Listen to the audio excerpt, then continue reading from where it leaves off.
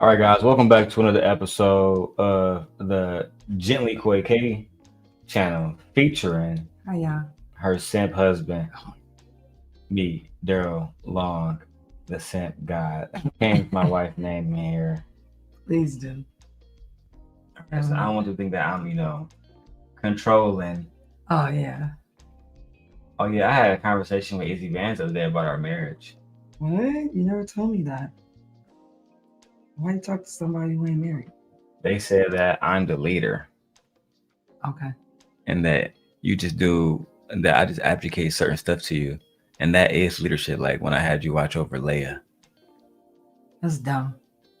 All right, so we have a few videos we have to break down today, but first let me do a few things. Marc Lamont Hill versus Brian.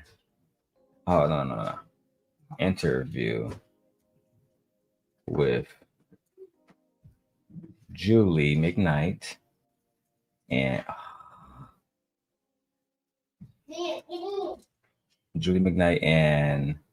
Brian kids. All right, so I'm pulling up. I have the interview, but I want to make sure I get all the data, all the information. And to do that, I use an AI called Claude. It is my favorite thing to use. So let's talk about it.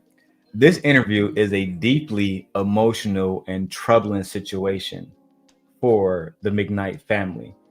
We have Marc Lamont Hill, who conducted an exclusive interview with Brian McKnight ex-wife Julie McKnight and their son Brian McKnight Jr., which was released earlier this week on the platform known as Patreon. Now, the most heartbreaking revelation from the interview involves Brian McKnight Jr. describing how his late brother Niko, while battling cancer and facing death, called him sobbing, asking their father to say, "I love you," only to have Brian McKnight Sr. allegedly respond to his dying son, "I can't arbitrarily say that I love you," because he never did. The saga continues. Now, me and my wife did watch the first 30 minutes of this, babe. What do you think about it before we keep going? I think these people were very truthful. I didn't get the sense that they were lying. I think they told their truth. I think they gave us more information. They gave us more details though about things than when he talked. He just gave you like an overview. They kind of like put things into perspective, and they even addressed some of the things that he said. So I didn't get that they were lying. It just made, to me, listening to them and listening to him, I don't believe him. He's a liar. It was clear that Brian McKnight didn't give Anton Daniels all of the details of the situation. It was pretty much clear to me that Brian McKnight left out a lot of key details in the interview. Y'all like this upper? Yeah, y'all like that? Y'all like that? Anyway, let me go back to this real quick. So let's go ahead and break this interview down. Shout out to everybody that's coming in. All right. Hey, y'all. I see if you got a few new people coming in. And shout out to all of the people that's watching our videos that I post. My wife got 14,000 views on her channel that she didn't even know about. No, I So didn't. let's go ahead and go to the interview. My wife got to leave in about 2 hours. Yeah, something like that. All right. Yeah, about 2. So this is Dr. Marc Lamont Hill video, and we just have to put this disclaimer up because we don't know anybody in these videos. Let's go ahead and do it right now. We don't know anybody. This isn't personal. This is simply a commentary channel. We are giving our commentary. Nothing here is factual. Everything is alleged. Okay. With that being said, let's break down Dr. Marc Lamont Hill's video to see what really happened. Oh, I don't want that one. Let's use this one. You like this one, babe? I think that one's okay. Okay. That one's fine. Okay. Lamont Hill, a Patreon exclusive. Today I am joined by two very, very, very special guests. I have Julie McKnight and Brian McKnight Jr. Thank you both for joining me. Thank you. Of course, man. Thanks for having us. So, for the last couple of weeks, Brian McKnight Sr. has been in the media came across my radar. And the thing I noticed when I was watching him do interviews or do a particular interview was that you all hadn't responded much, that you all were fairly quiet in the media and had been for a while. Now, Anton, this is where you went wrong. In this interview, see how I did that, man? In this interview right here, he actually is breaking down a lot of stuff that you could have said, Brian, I respect you as a friend, but I believe the best thing that we need to do is have your family here so everybody can get a true picture of the situation without anybody being left out. But Brian, you chose to go to Anton Daniels of all people because you simply wanted, to be honest, to be treated like a child. He wanted to be coddled. He was coddled. I mean, he was coddled, and he wanted to be coddled. Yeah, he wanted the validation of another man that was going to say, yeah, you did right, yeah. And clearly, you did not do right at all. Let's watch it, y'all. What made you want to talk now? To be honest, man, like I said when you initially reached out to me, it's been years for me dealing with this. Years. We're talking since 2019. This has been our family story in the media. And I have said pretty much all I've needed to say about it. Do you know what I mean? It's really not things that I necessarily even feel for me personally I need to rehash anymore. But with this new set of things that have been said and the way that it seems like this is going to continue to play out, if we don't say something, is a big part of the reason why. And you yourself personally, I wasn't going to talk to anyone else. And to be even realer, it has even nothing to do with the spat that you and my father have. Me and my boys have always appreciated your point of view on things and the way that you handle your conversations and the way that you talk. And that made a big difference on my decision to finally say something. And he's not speaking about it, but to me, what this tells me is he didn't want to talk to somebody like Anton Daniels versus Marc Lamont Hill because he genuinely appreciate how Marc Lamont Hill is speaking when he do see him speak publicly. Marc Lamont Hill isn't someone who bashes Black women. He isn't someone who shames Black culture. On the contrary, he has constantly stuck up for Black culture over the years. Right? Even to the point where he lost his CNN show and now he's, off and on correspondent. So babe, do you like Marc Lamont Hill? I mean, like, yeah, I do. I don't know him enough to like him, but I'm just saying, from what I've seen in the media and what he's put out and what I've seen of him on other people's channel, yeah, I mean, I feel like he stands up for Black culture, and on that, I think he's fair. I think he's like fair about our culture as well. And I also love the fact that he does stick up for our culture. He don't let people just say whatever they want to say, especially when he was on CNN. Well, I don't know if it was CNN, when he was over there on that British network or whatever like that. He stuck up for us. Absolutely. He did. He's a member of Kappa Alpha Psi. Okay. So he's a noob. Shout out to the noobs. But within the unfortunateness of this entire situation, I do think it's imperative for not only myself to not absolve myself of certain things, but to just open the door for a new conversation to be had. And not just between us, not just between me and my father, but now because we are in the public, it's with all of you as well and everyone. Yeah. So I do appreciate the opportunity to do this, but I'm hoping it's the last time that we have to address these things based on things said by my dad. So I appreciate you giving us the opportunity to not draw the line in the sand or anything like that. But again, it's almost like they didn't want to speak about this until the interview came out. Yeah, and then they had to. They was forced to speak. That's what it seemed like. It was just so atrocious. Like, and they were like, no, now we got to say something. Because again, I haven't heard these people speaking out about him at all. He didn't have to do that interview at all. It sounds like to me he got upset. Remember, he had that concert. No one bought his tickets, and Nobody bought it. Nobody wanted it, so he had to cancel. Correct. Because he wasn't selling out anything. He brought that on himself. Yeah, I think this stems from that.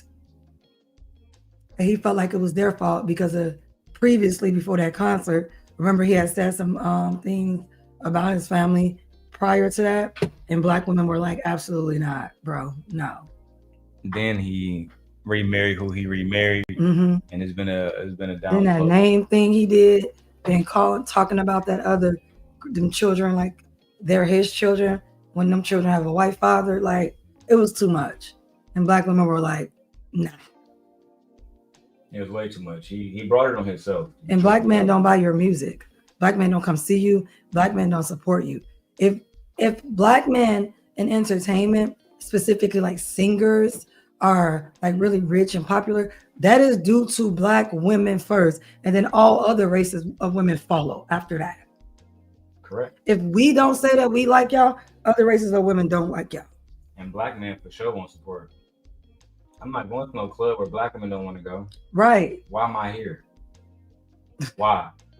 It makes no sense for me to be in a situation where I'm not showing up. I'm not showing to a club where no Black women don't enjoy the music.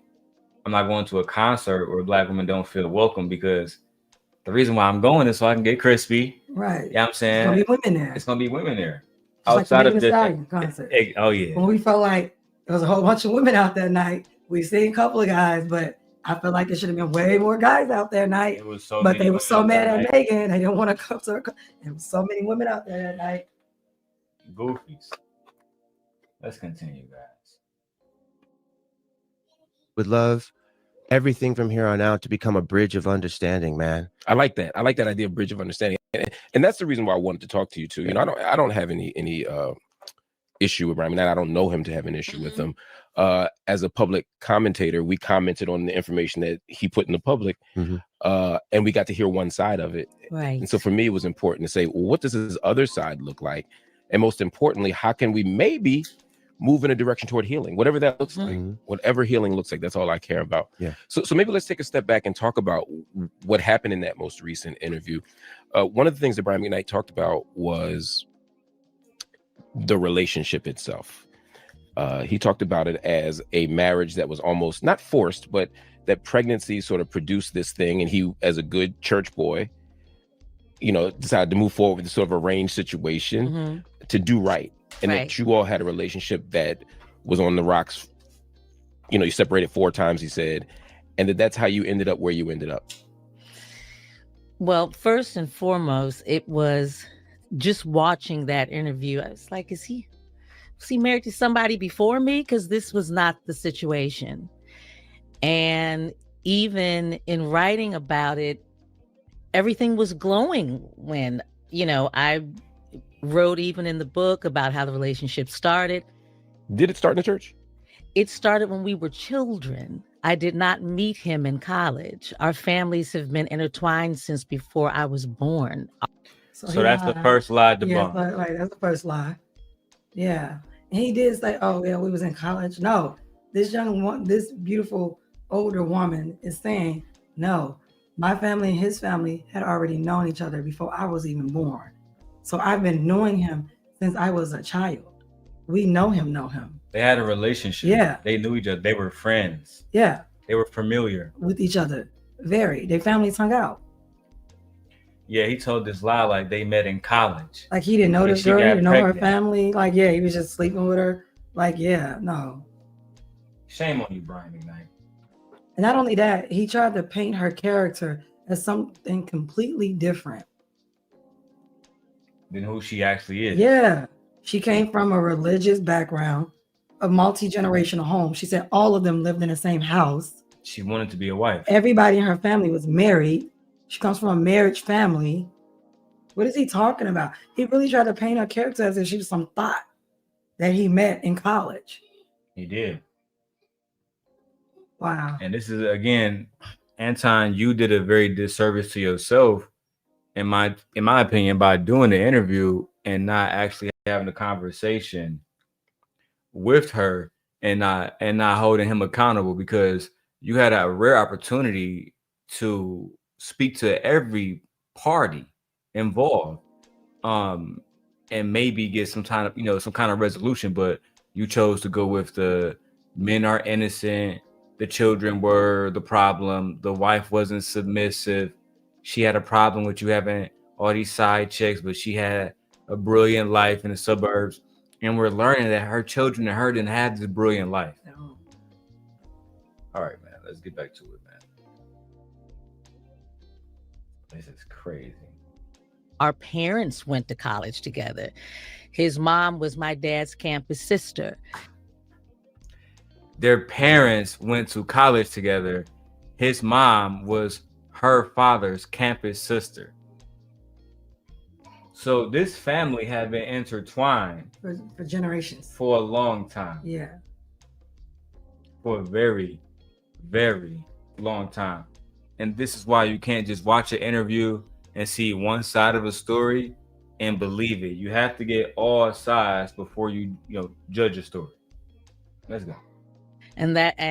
I wasn't this girl who met him in college just hanging out on campus. Our families have always been together. And at the point where I realized I was pregnant with this beautiful one when I came home for vacation. He was already on his way to California, had asked my parents permission to come and stay to try and work on a record deal. His mom gave him 1 year. I love you, Grandmama Lane. Gave him a year and said, if you don't get this deal, you coming home. Got a blessing from my parents. My parents allowed him to come and live with our home, where then at the time I was functioning as a group home counselor, still doing that now. So this woman is a giver, and she takes care of other children who didn't have families, who didn't have homes, with her family at that. Like a good Christian Yeah, woman. like what are you talking about, bro? And she allowed you into her home as well, because you needed somewhere to stay while you cultivated your career. Yeah. So are we not the Black woman giving you a place to stay and live and supporting you? I thought Black women didn't do that. I thought Black women didn't do that. I thought Black women didn't support y'all. That's wild. That's wild. Y'all are some liars. And then on top of that, from what she says about his mother, it seemed like his mother, I'm not going to say controlling, but it seemed like his mother always had influence, a lot of influence over him to tell him what he can and cannot do. Because he was an adult at that time. It seemed like she had a strong influence. Yeah. Because she probably was a good Black mom that wanted to make sure her son was, doing the right thing. So in her mind, she's leading, she's doing the things that she's supposed to do. She told him, you have a year. She told him, you have a year. When I hear that, I'm thinking like, is this a child? No, he wasn't a child. No, he was grown. He's grown. And your mother told you have a year, and after that, you need to come back home. And she was already working. Mm-hmm. She already had a job, counseling children, doing the right thing, counseling youth. Yeah, raising the youth, influencing the youth. Allowed you to come into her family home, and what you do? Get her pregnant. I can use ChatGPT to answer that. Get her pregnant. Yeah. Oh my God, Lord have mercy. To me, it sounded like she was the innocent one. It sounded like to me she fell in love with a man and she didn't realize he didn't love her back at the very beginning. But like she said, as she goes on, she saw cracks and stuff, and she talks about that. So, and let me get this close up real quick. Let me undo this real quick. I look good on her, don't I? It looks cinematic. Anyway, ladies, this is Sim God talking to you. If you find yourself in a situation with a man who is not intentional, do not give him any time of the day. Brian McKnight proved himself early on to not want this woman, to not care about this woman, to not appreciate the things that she was already doing before they even got married. So if I was in her life, I would say, why do you think he's going to appreciate you later? He's getting free room and board while he's cultivating $1 million career that he's later on in life.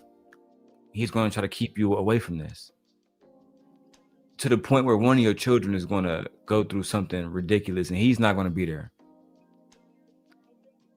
I think sometimes we have to choose very carefully who we have children by.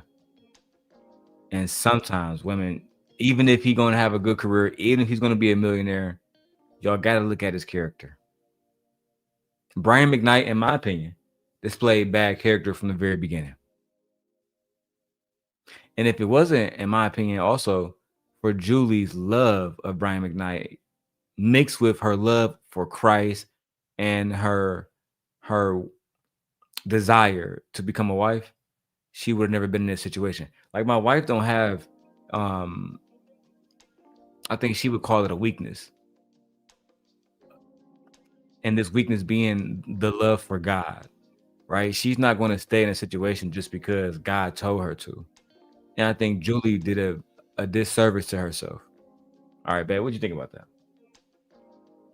I mean, no, I agree with you, but this is a clear example of Black men using Black women to better their careers and things of that nature. And then once they get to where they want to be, they just throw you to the trash. They throw you out. We've seen it happen so many times. Tori Hart, her, Sherry Shepherd, Kendu with Mary J. Blige, Wendy Williams' ex-husband. Like, we've seen this happen so many times. I would say, like, ladies, stop being starter wives for these men. Stop being starter kits.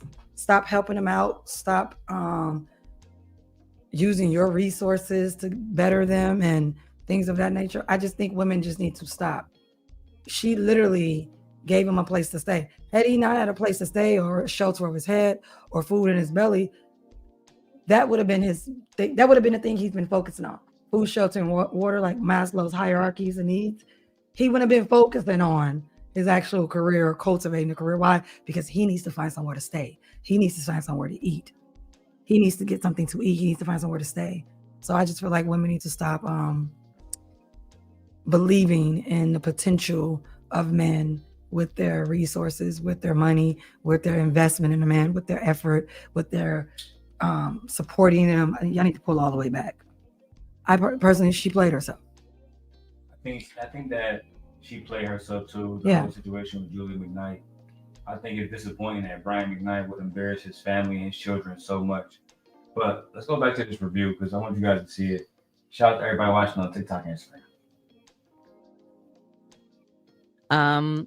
And he was allowed to come and live with us while working on getting a record deal. I think one of the misconceptions that has been played out is, I hear he was getting ready to make it and I latched on and got pregnant.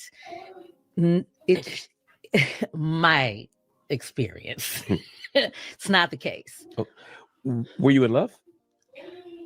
Before we find out if Julie McKnight was in love or not, hey Nancy, you watch my dumb. As she just said, and they always restrict me because I'm smoking. Listen, as we just heard, Julie McKnight just completely exposed the fact that Anton Daniels and Brian McKnight lied on their interview. She was never some jump off that, oh man, Brian McKnight is about to get millions of dollars, so I'm about to be his baby mama. Yeah, that's not what happened. What happened was they grew up together. Their parents know each other. She gave Brian an opportunity, right? She gave Brian an opportunity for free room and board. Probably was cooking for him. Probably was cleaning. Probably doing all that shit. Yeah, and she was working. Remember, he didn't have a job. He had nothing. He had nothing but his voice. That's it. Now we're gonna find out if she was in love. Let's hear it. Experience. It's not the case. Were you in love? Oh, absolutely. I mean, my brother used to tease us all the time. Question.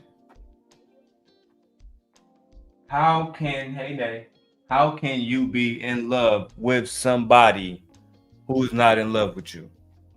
Let me go ahead. Wife, you got it. I feel like it's possible. I feel like it's Possible how? Possible for you to. There's no difference to love someone that don't love you. I mean, that's But why easy. would you want to love somebody, babe, who don't love you? Why would you want to be in love with somebody who's not in love with you? But remember, this is a religious woman who probably watched religious relationships and marriages go through some ups and downs. And we know that religion teaches women to tolerate and endure, and it's not about love and blah, blah, blah. Like, yeah, she was heavily influenced by her family, by her religion. Yeah. What she thought was love, she realized later on wasn't love. And we know that. She explains that later. I think that she was definitely more focused on the building of I think she was in lust. Yeah. I think that she was being made love to. She was being fucked. And then she wanted the best for him. They grew up together. And I think she fell in love with the idea that they would have a good family. But I don't think that he ever loved her ever. Oh no, I definitely don't think he ever loved her. Oh, for sure. Based on the interview that he did with Anton, and based on what she's saying here in the interview with Marc Lamont Hill, she was in love by herself. A lot of women are delusional. So a lot of women don't live in reality. A lot of women, I would say a lot of women are delusional. A lot of women don't live in reality when it comes to men. I get the sense that a lot of women just like to believe what they want to think about men. And then that particular thought, just plays over and over in their head. And they don't live in a reality. They don't live in a real world. Also, a lot of women don't take a man for face value. They really don't. A man can literally tell them to their face, I'm not interested in you. And what she gonna hear is that he's not interested in me right now. But he didn't say he didn't want to see me. I feel like women hear things that aren't being said. And I feel like Julie really misinterpreted a lot of these cues that she probably thought was love, and it wasn't. Also, I don't know. I haven't heard anything about her being with any other man or having any other type of relationships to compare him to. So that's also a bad thing as well. I just feel like women need to get out here and experience the world and experience themselves. That way they won't be confused as if when they meet one guy that he's the end all be all and that I should marry him. Girl, you're gonna have to get out there and date multiple men, because that whole falling in love with the first person you had sex with, giving them kids with, I don't know if she was a virgin. Was she a virgin or not? She probably was. That is never confirmed or not confirmed whether she was a virgin or not, but I will say this. I think that she was a fool to want to be with a man who don't want to be with you. I guarantee there was different signs of that man and him showing her that he didn't want to be with her. Of course. But I also think he played with her back and forth like a yo-yo. What do you mean?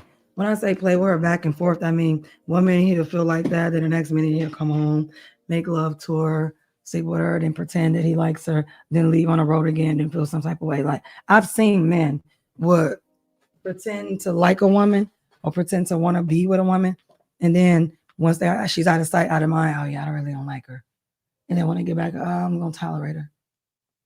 Really? Yeah, I think he played with her like a yo-yo. Yeah. One minute I like you, 1 minute I don't. Today I like you, tomorrow I don't. Yeah, I do think that. I do think that. Because what do we say? It benefited him to his what? It was a benefit for him. It definitely benefited him. Shout out to Marianne, see you over there watching on TikTok. It definitely benefited him more than it benefited anybody else. Well, we know marriage benefits men more than it benefits women. So fair enough. Mm-hmm. All right, let's get it popping, man. Let's go back to the review. I couldn't sobs at the airport when I had to leave, Wait, just to be clear, he was sobbing. Oh, okay. Because I won't be with him. I think you were in love and he was just trying to. Oh, no. He was there so he wouldn't get fined. Pick this because the whole situation where we went out of town I was asked to leave school. I carried on the family history of it and didn't want to go. So he was, subsequently had to leave because I was staying at the boys' dorm and wasn't supposed to at this Christian college, but I was staying there in his room. So once they found that out, then we both had to go. But hold on, Julie. Hold on, Julie. Hold on. Minute. Wait a minute. Wait. First of all, you're not gonna speed past that like you didn't just say what you just said. I was rooting for you. We were all rooting for you. How dare you? He was definitely using her. He was using her for sex. He Clearly was definitely using her because, yeah, girl, why were you in his college dorm room saying on a college dorm there. room? Yeah, she was living there. At a Christian college. At that. At a Christian college with a man living in the dorm. You see, I'm trying to be as balanced as possible. I'm rooting for you, but sometimes women have to hold themselves accountable. I mean, I'm definitely holding her accountable for her behavior. That's why I'm like, girl, what was you in the dorms for? If we send Leia or Mia or Aaliyah to a Christian college, the last thing I expect you to be doing as a young lady is living in a fucking room with a man. Right. And Brian, if you are at a Christian college, sir, isn't it your responsibility to, I don't know, follow the rule of the fucking Bible? Not get a girl pregnant at a Christian school? Neither one of them were following the Bible. Neither one of them were following their teachings. The only thing they care about was lust. That's it. This is evident. Did you send our video to Tamika? I did. Send it to Let me do it for you. No, where are we gonna do it? Send it to everybody. Hot in here. We need 1,000 watchers. All right, and we watching Brian McKnight be exposed. Don't y'all want to see this? Or y'all want to have DMP conversations? Or talk about Jay Prince or the Manosphere? Fuck. Go back to the video. Look, you see the camera switch up? That's lit. Don't think in any way I have ever been unclear about the fact that there were definitely deeper feelings in the relationship.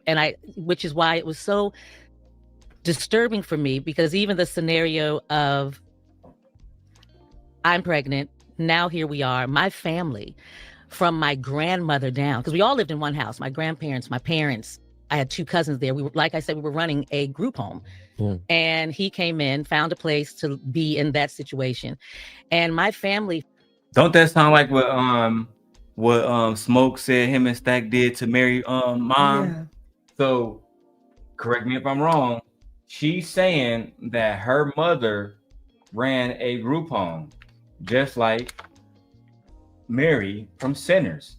And when Brian needed a place to stay for free, just like Stack and Smoke, he went to a woman to use her. Then after this, he built up his career and ultimately cheated on her and leave her for a white woman.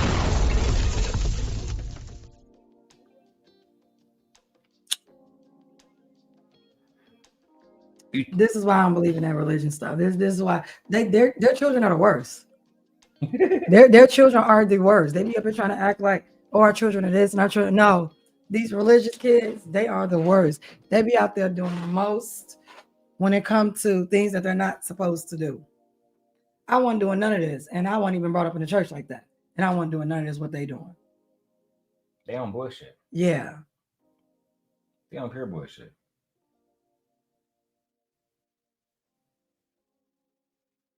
All right, let's keep going, man. We got a lot of interview to go. And shout out to my beautiful, beautiful wife in the building. Oh my God.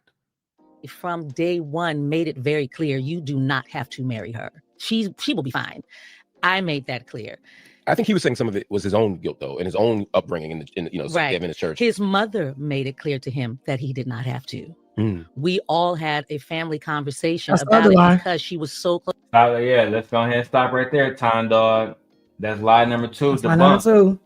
You, Brian McKnight, you said in your interview with Anton that your mother actually made you get married because she would be banned. You wouldn't be allowed to do certain stuff in the church. That's what you said. Let me tag Anton here. And she just said, no, his mother made it very clear to him that he did not have to marry me. My family made it clear to him. I made it clear to him. You do not have to marry me. She's going to be fine. That's another lie. Why y'all sitting around lying when clearly that wasn't the situation, bro? Like she said that y'all had a family meeting. Meaning like everybody, the elders came and sat around. And said y'all didn't have to get married. But yet on Anton's interview, you said that it was mandatory. You were just doing the right thing and being a good old Christian boy.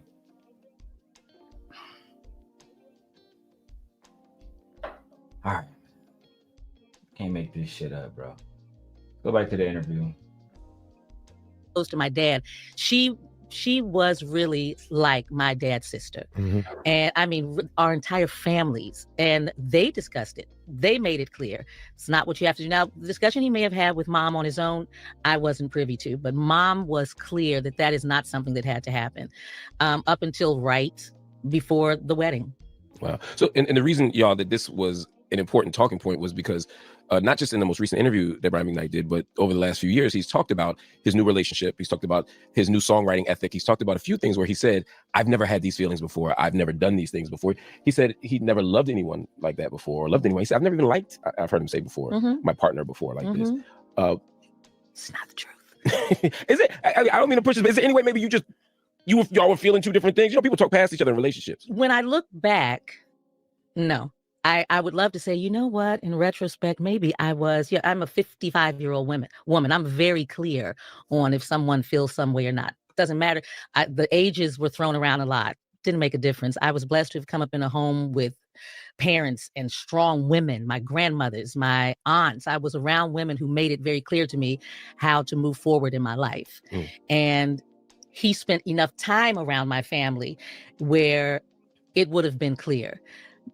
It was so disturbing because I'm in my mind, I'm thinking there were people here during this period of time that's being discussed who clearly know a different situation and a different. No, Julie, no, I don't think you're being honest right now. Yeah, you still living in denial. Brian McKnight never loved you. Never loved you, sweetie. I'm sorry. It was always a facade. All of it. He needed you for his image and his image alone. He never wanted you. No, he never wanted you. The fact that he can say that he don't love your children tells me everything I need to know. Yeah. This man don't care about you. He never did. He never cared about you. Yeah. He used you to boost his image with Black women. Because Black women, especially the ones that he was trying to get to buy his music, Christian Black women, they love seeing a Black man that's married, successful, not a criminal. And he married to a Black woman with Black children, singing love songs. Yeah, you're gonna get rich. Girl, yeah, like he never loved you. But let's say if he was a baby daddy that did his baby mama wrong, but still wanted to sell love songs, he would not make it. No. Because Black women don't want to deal with those type of things. The same way Black men don't want to deal with baby mamas is what I was trying to say. I don't like the fact that I need her to come into reality. I don't think she's awake right now. I feel like you're still like halfway in and out of sleep, girl, about this man. And you need to be honest about yourself with this man. This man never loved you. The whole thing you literally just said, our family sat down and talked. Why does y'all family needs to sit down and talk to y'all when this was your relationship? That tells me he never loved you. And it also tells me you let everybody else around you make decisions for you. Correct. Like, what are you talking about? Everybody made decisions for you. I never had to sit down at no table to see if I'm gonna be with some man or not. We've never had that happen. Why would you? And why would I? Like, yeah, like why are families sitting around saying like as if we're royal families and stuff like that? Okay, well, now you're pregnant, and I think you guys should get together. The fact that y'all families did that let me know he never wanted you. Because y'all would have came to y'all family saying, we're in love. I love him. He loves me. And this is what I want to do. That's not what happened, girl. That's what I would have did. Yeah. I'm marrying my wife. I don't give a damn what the fuck you think. That's just what it is. Yeah. Yeah, she was living in the dorms with me, but now we moved. I got our own place. I know y'all don't like how we going about it, but we're getting married anyway. And she's pregnant. This man never loved you, girl.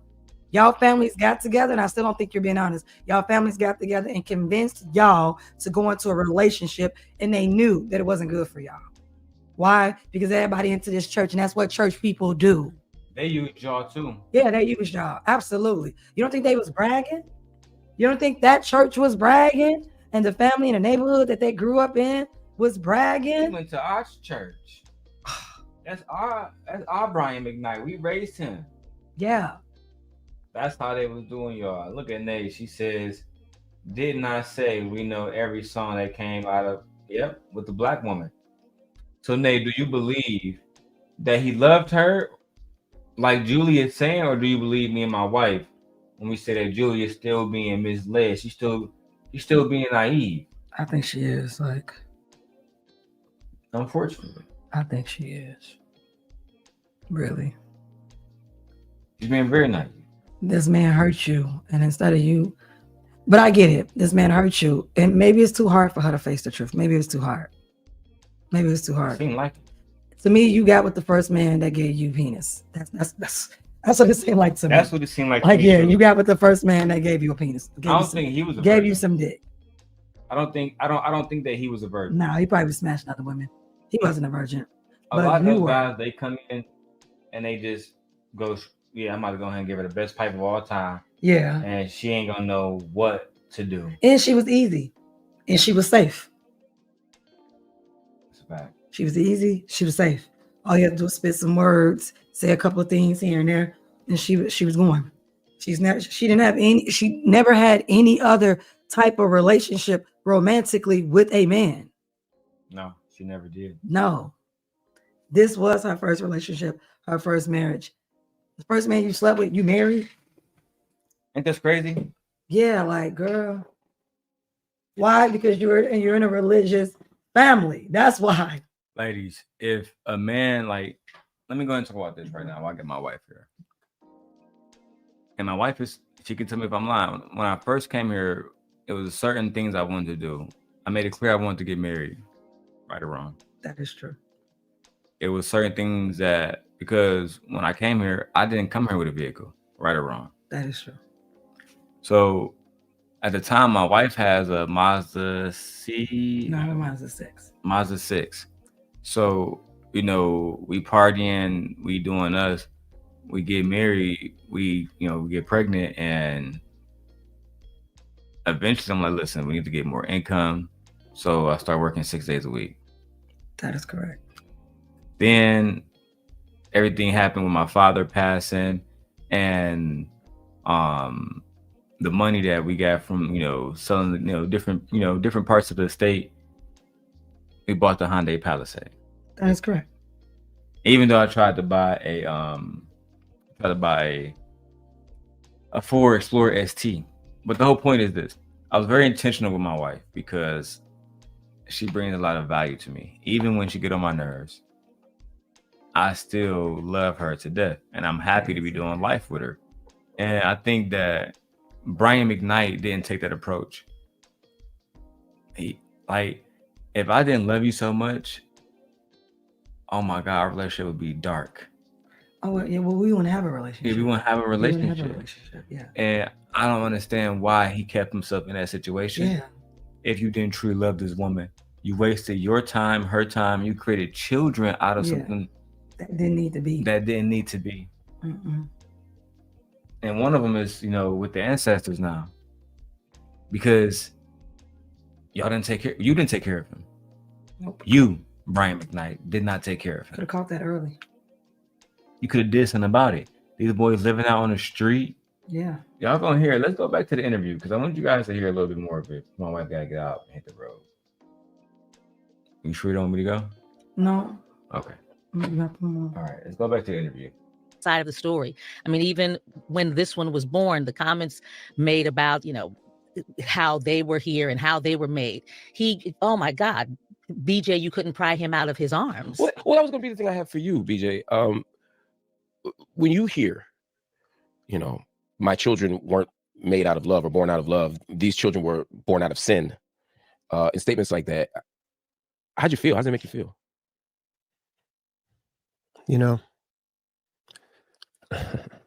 It's interesting for me, to be honest. It's different. Mhm. It doesn't sting. It doesn't hurt my feelings because I understand. As someone who has been in my own, I've gone through it all. I've gone through everything my dad has gone through in half the time. You know what I mean? I've got 3 children, 2 different women. My first 2 kids I had with someone I wasn't in a relationship with. Right. You know what I mean? I am able to put myself in my dad's shoes and say, okay, well, if you were 19 and 20 and you weren't ready to have a kid yet, I know that there had to have been conversations had around not having me. So, and from that standpoint, I can understand that maybe what he's trying to say out of spite and pettiness to hurt my mom may not necessarily be how he actually feels. See, I'm able to separate the 2 things. That's a generous reading of him. I get it, man. I've said many times to this whole thing that I think that I'm the person that... You see how Marc Lamont Hill is showing grace. He's showing grace where you won't show any at all. That was a very generous read. What did you hear Brian McKnight say on Anton's interview that was generous? That was nice and kind about anybody. Anybody. I only heard him talk about the white wife, and that's it. And her children. They were the most politest, most well-behaved children I've ever seen. What? Didn't you raise children? Are you saying that this, you know what? We'll get there. Keep going. We'll get there. Could help my dad. Right. And that's not coming from a place of ego. It's not coming from a place of feeling like I'm better than him or smarter than him. No, I understand, dog. I've been through it. And I've managed to keep my integrity through all of this, maintain honesty as well as I can as a young man trying to figure himself out and do things. I've made mistakes, especially in relationships, a lot of which I learned from seeing the relationships around me, as we know how it goes with conditioning and generational things. So it's just like, I've had a lot of time and self-work on myself to reach that level of being able to not just have it hurt my feelings. Does it hurt my feelings? Of course. I'm not going to deny the fact that hearing your father say these things publicly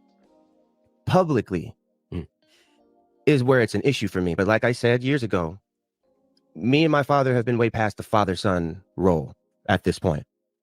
It's time for us to have a conversation as men. Absolutely. I've always been willing to have that. Mm-hmm. Is he unwilling to have it? I don't think he's ready to have it yet. And that's not a jab at him. Mm-mm. Well, let me ask you directly, though. Have you tried to have 100%. Mm-hmm. 100% for years. And when you reach out,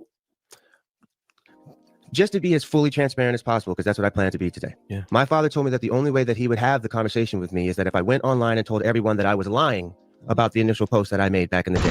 the 2019. 2019, yes. And if you aren't...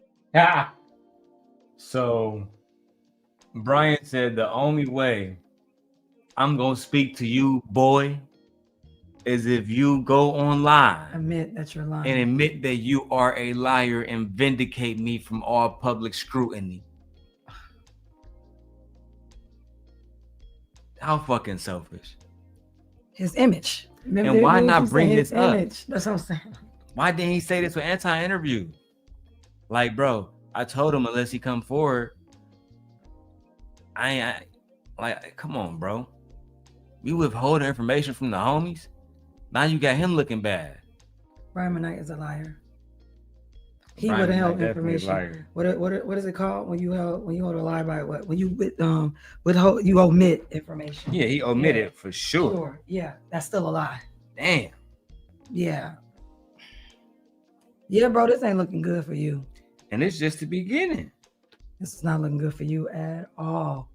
Lord have mercy. Let's go, man. We got my wife all sleepy. Cause this one, I don't know. I don't like this one. I don't. Because this one was more like a body instead of like a sativa where it's like an upper. This one's more like Got you ready to go like down in the for couch. pound, In that, ready yeah, to go, like, it's like yeah. in the couch. Like, yeah, I can't say, don't give me that no more. Mm-hmm. Oh no, that's funny. I can't take that no more. I need to have my different strands, like sativa, nice little hybrid. Then you have your indica for at night, like when you laying down, you ain't doing nothing. But during the day, yeah, sativa me all day. Not sativa me all day. I'm just saying. No, you trash, bro. He is You trash, bro. And Anton, I said Anton didn't do a good job on that interview. He didn't ask any tough questions. He let him tell the story, ran with the narrative, and because Anton has his own biases about women and black women and all this other stuff, he believed everything this man said. It wasn't a good interview at all, Anton. No, he played you, bro. Yeah, he played you. He ripped you off of a real good interview. Exactly, because you should have brought the kids there. That was your chance. Because if you about family, how are you interviewing one person and saying, well, this is okay? You didn't even interview his new wife to say, are you okay with these things? Because now people are presuming she is, which is bad I think for her. she is. Yeah, even I think she. What kind of woman is this? Ain't no way. I don't know if she is, but until she says she's not, we got to presume she is. And then what type of woman would be with a man like this? Exactly. Talk about his kids and everything. Like if the people of Chicago was against ICE and didn't do anything, we would assume they are for it. But the main reason why we know they're against it is because they're out in the streets speaking against it, going stupid, following agents, doing everything they can. Say you're not wanted here. She's not. Not she. I'm blown. I'm just saying, like, no.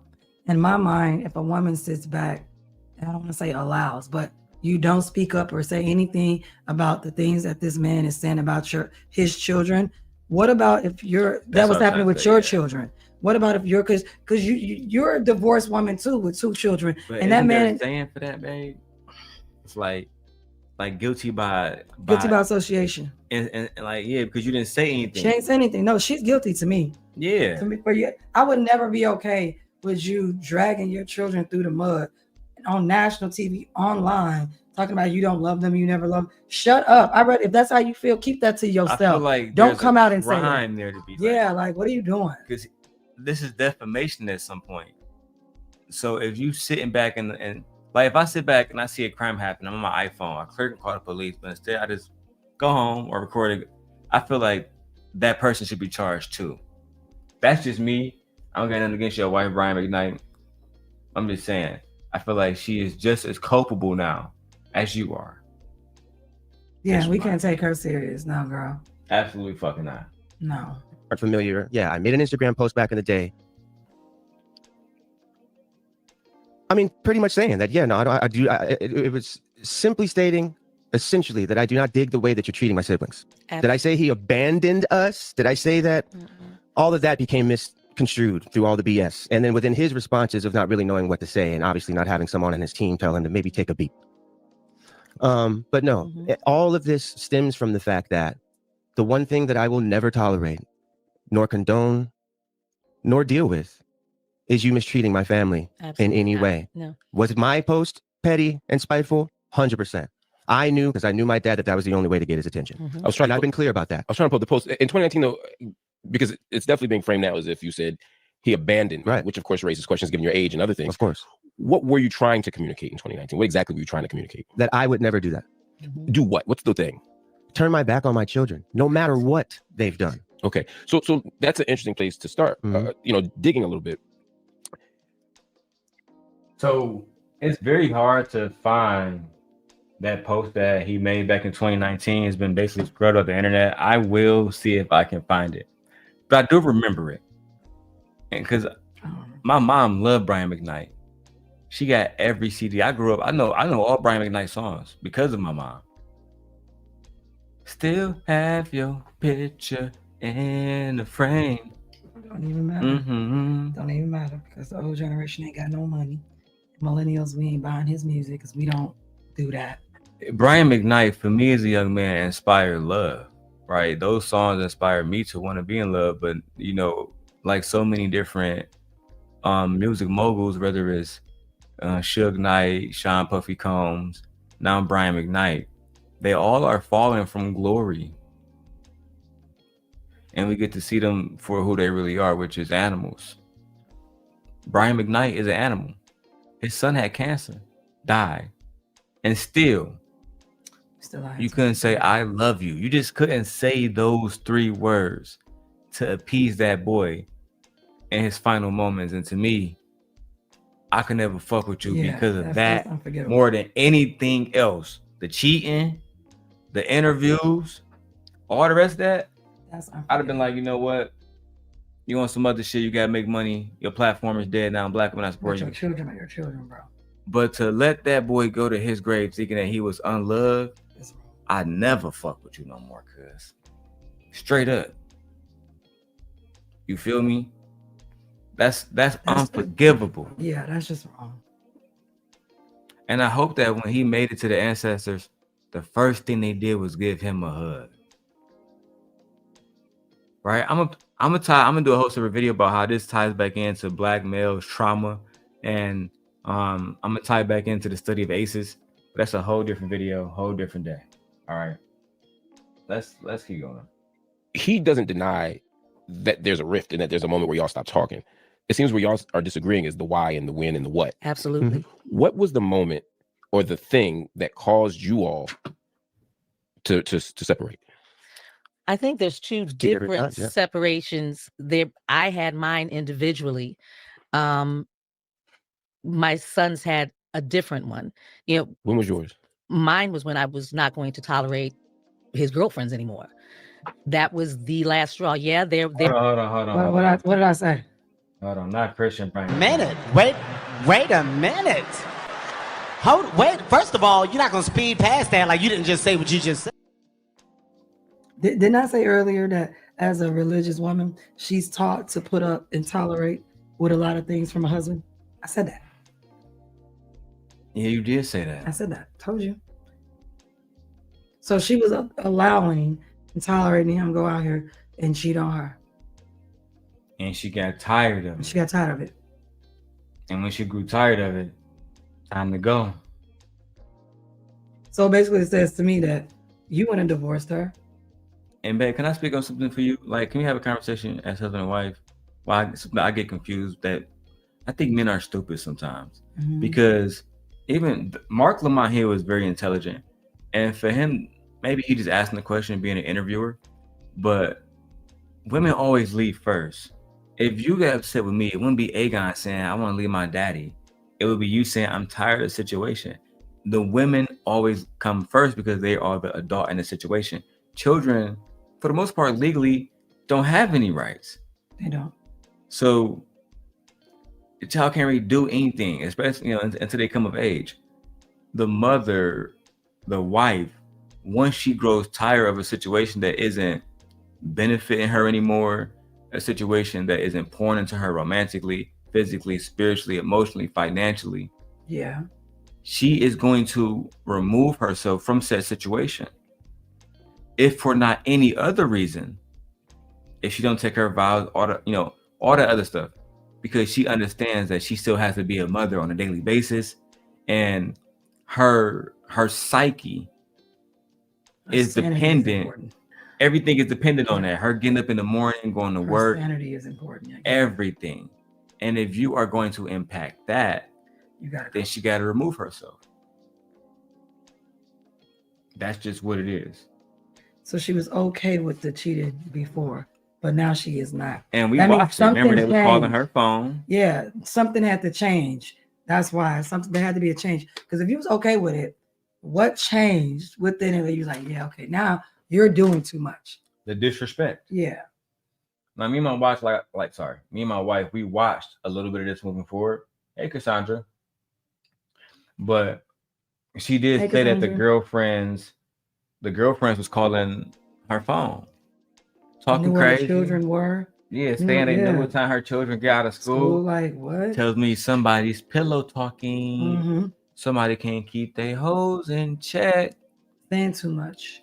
Again, to quote the great Tupac Amaru Shakur on the legendary song "I Get Around," All respect to those who break their necks to keep their hoes in check.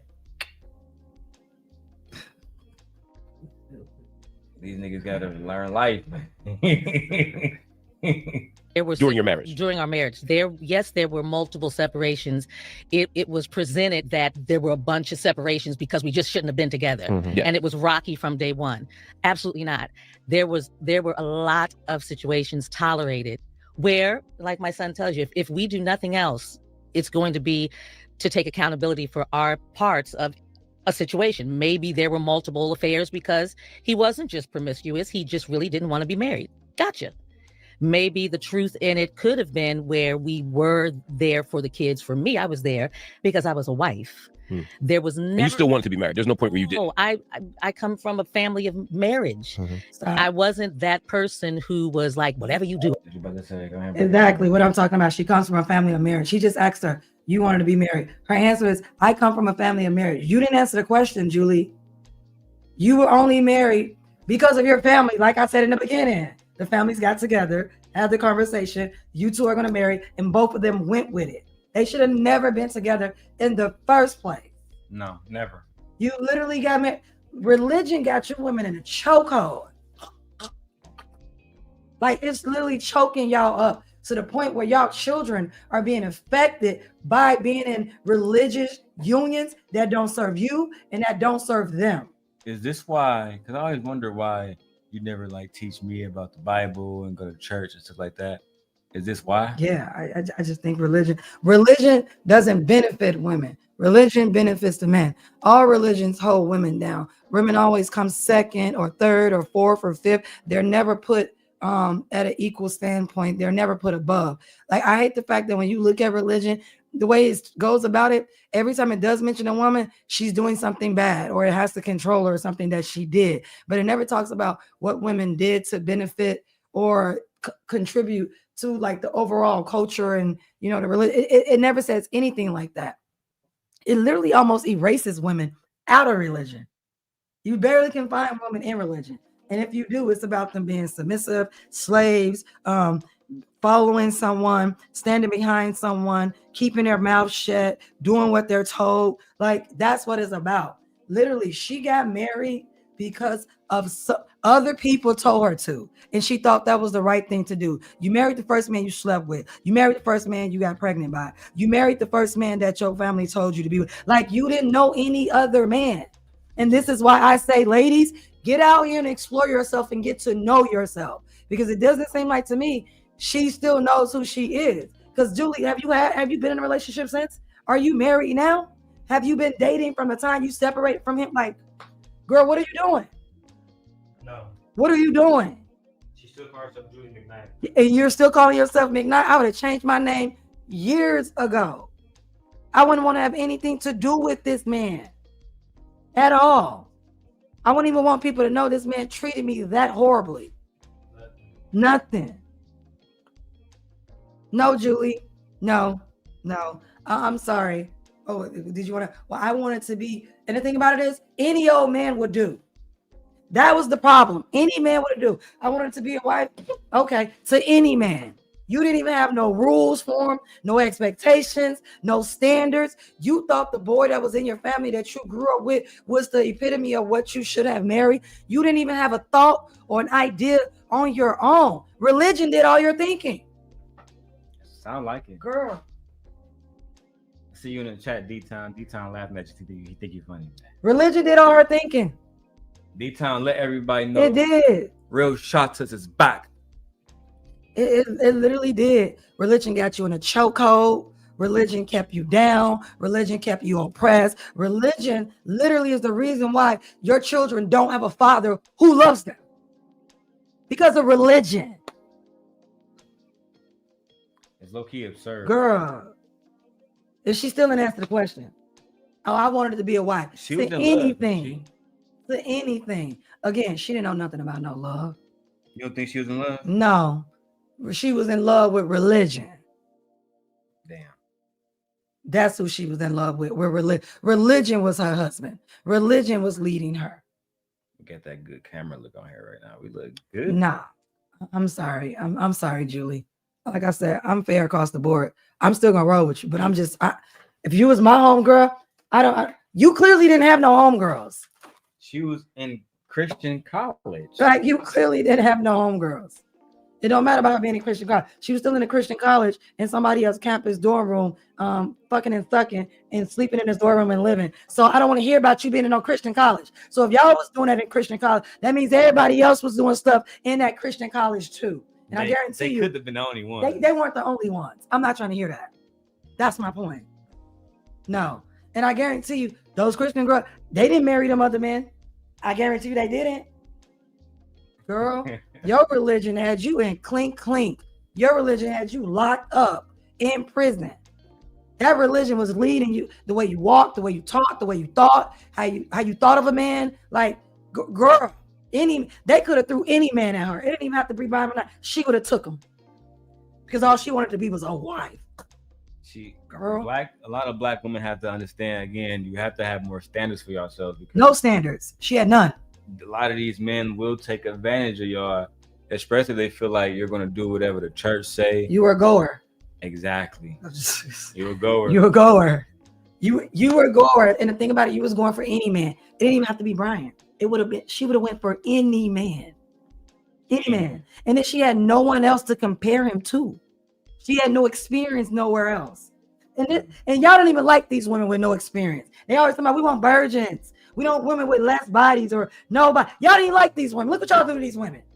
Y'all don't want no church going girl. She ain't fun. This woman wasn't fun for him. Cheated on her multiple times. Shitted on her. And he can go back and play in her head and play with her mind. And he probably played around religion. And he didn't have to divorce her. Why? Because she got religion on her side, and religion gonna tell her to stay with her man. Correct. Girl. Now listen, if you guys want us to open up the panels, girl, to have a conversation, we're not even asking for no donations. All right. Only thing we want y'all to do is hit the like button, share the video out to a friend, and put a 1 in the chat if you want to join the panel. If you want the link, put a 1 in the chat, and I put it in there for you. Make sure the like button. Top YouTubers are back. Julie, I'm just gonna call it, girl. You stupid. Damn. You very stupid. That's how you feel? Yeah, she's very stupid, young, naive. Like, I've been young and I've seen young people, but I've seen young people that's not this stupid and not this naive. Wow. You dealt with it. So your entire life was dealing with a man due to religion, that a man never loved you, girl. And then I know that she was like so focused on her religion. Brian McKnight never said that she cheated on him. He never said he caught her with another man. She never even said she stepped up. Not one time. She was dedicated to girl. No, she was dedicated to that religion, telling her she needs to be with this man who don't love her. Let's continue to review. See what time it is. All right, we got about 30 minutes. I got you. No, we're going to do this. We're going to talk about this. What's happening? I grew up within the industry and I was so protective of him because I knew that he was not ready for the demon that is the industry. The demon, and that's Hollywood. I knew that. So I was very, not controlling, not possessive, but very protective of how moves were made. People that were allowed around him, whether it was, allowed's the wrong word. I feel something coming. Go ahead, baby. No, you wasn't very protective. You know what you were doing? And let me make sure I get my thoughts straight. She tried to say I was very protective and everything. No, you was doing everything for this man to prove that you was worthy of this man's love. I'm not trying to hear that. I'm not trying to hear that. You did. I was very, no. You was trying to prove yourself because you already knew that this man didn't love you. You already knew that this man, you didn't feel it between y'all at all. You didn't feel it because you said, oh, it was clear. Girl, what that mean? Nothing. You didn't say he told you.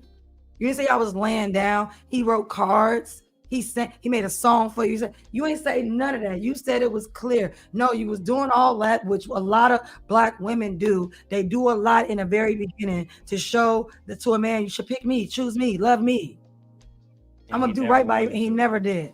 Never make a man tell you he don't want you more than once. Now, shout out to Judge Lynn Toler. What's up, Truckin'? Welcome to the Jillian K and her husband show. So where bitches are delusional about church going boys. I'm just saying. What's good, bro? Good, sis. I'm good, man. I see you on camera and stuff. What's good with you? No much, just enjoying the show, bro. I like how you got everything set up, bro. Your audio sounds so good, man. You don't even have to be close to the mic. You got to show me how to do that one of these days. I show you, B, but you gotta know, B, everything costs now. You know what I'm saying, B? I know what you're saying, man. I know what you're saying, man. You see how I got the mic set up now. See, I got the camera up there now. You feel me? You just came a Coming in long real, way, man. clear, ain't it? Oh yeah, it sound real good. I like the setup, man. Shout out to you, bro. I hope y'all dropping a like for my brother, man. He out here working hard, man. It You ain't see, it I got ain't the easy 4K to front do camera this. too. I got the purple light in the background, the circle. They don't know about that. But I'm gonna go ahead and mute up so you can go ahead and continue with the show, bro. All right, say less, and welcome to the show, Lady Nay. All right, where the video at? Let's go. What's up, y'all? My bad. What's up, Nay? What's good with you? I know. Clearly, I said clearly. You see where I am. I'm on camera, so y'all. Oh yeah, I see you at work up there. You good? Sorry. Just make sure you mute up. Yeah, there you go. Hey, look, shout out today. I'm gonna show. Look, Nay over there doing her hair, getting money. You bum ass niggas. All right, I'm done. Let's go. Management. And he was very open to that because he knew that my father, this is what my dad had always, being around celebrity wasn't a big deal. That's what is strange to me because if he would have just ended up being the computer engineer that he was in college for, that would have been fine with me. Right. So it had nothing to do with where he had planned to go. I encouraged it, of course, but that's where my rift. I didn't want to see my children, the older they got, and how comfortable situations became with allowing outside people around my children, around me, situations that Are we talking outside people, like industry people? No, these or women? Women. Okay. That was the last straw for me when I had, it became dangerous for my sons. I had one that called me to let me know they knew where my kids went to school, where he played basketball, where my youngest went to a skate park. Absolutely not. Girl, so you had people threatening your family? Your kids. What the fuck? So you put up with a man for so long, and your final straw was when it started hitting the kids, meaning that you was willing to sacrifice yourself all along And the kids. and the kids until she felt like, oh, it was too much. It was about my kids. But guess what? Then that falls into the protection of women. I'm trying to protect you. I'm trying to protect my children. Oh, you consider beat all on me just for the sake of protecting your kids. So women do protect men. So I don't want to hear the concept that women don't provide protection because she was willing to sacrifice herself for the sake of her fucking kids. Like women always do. We always sacrifice. But Nate, it wouldn't even get that far. Has she left? A long time ago. Right, that's what I'm saying. Like, so that was the camel that broke the straw. The straw that broke the camel's back. That was it. You should have been gone, girl. You should have been did that. I told she was gonna stay in this marriage and tolerate this marriage, y'all. She was not gonna go anywhere. Due to religion. That's what the Bible says. You can't leave him unless he cheat on you or bring home a baby. It don't matter if he beat your ass. It don't matter if he cheat on you. It don't matter. You stay with that man. The only way you can get away from that man is if he commit adultery and bring home a child. Even then, they don't want you sacrificial. To leave. I said what they always sacrificial. I said literally they teach women to be selfless. We put everything in front of us except us. So we the sacrificial lamb. Even in the Bible, all the women get sacrificed. Every last one of them. You can't find a woman in the Bible that actually went to heaven. Not one. But y'all love to thump that Bible in a woman's face. Get the fuck out of here. Right, Nate. That's what I'm saying. Like, Nay, she was gonna sit in this marriage. I don't care what nobody say. She would have sat in this marriage. She was gonna sit in this marriage, you guys. That's why she say, oh, we broke up. What did he say? Broke up 4 times, came back, broke up. That was gonna be her life. And she was gonna be okay with that. No, she was in love with religion. Think so? Yeah. And she fell head over heels for the first man that gave her some penis. Literally. Which is, it's crazy to even say. Think about it. If I only slept with one guy and I don't have anyone else or any experience with her, she's going to think that's the greatest man in the world. Which is a fool. Yeah. It's a fool way of thinking. But I can understand why she would feel that way, because this is her baby daddy. It's the first man she ever had, any kids with. She's attached. No, she's beyond attached. What do you mean? She was willing to put up with emotional harm and abuse on every level to stay with this man. So you think that Julie McKnight was a fool? Julie McKnight is a fool, and she's still a fool because she still can't admit to herself that this man didn't love her, even to today, in 2025. You can't admit that this man didn't love you. That's because you're probably still in love with this man. To this day? Yeah. Why are you still walking around with his last name? For what? Stupid. And he didn't change his name. Girl, what's wrong with you? What are y'all okay out here? I don't think she is. I don't think she is either. Oh, God, erase that. All right, I got some spit. Shout out to Black Dahlia. She says, this is what the patriarchy conditioned us to endure for social bragging rights of saying, but I got a man. I have a husband. I got a man. Despicable and ridiculous. And yet here we are, shaking my damn head.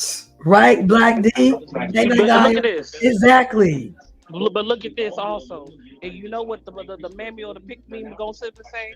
Well, the reason why she don't change her name because there's so much paperwork to go through. Yeah, it's a lot of paperwork, but it ain't that much paperwork to go change it back either.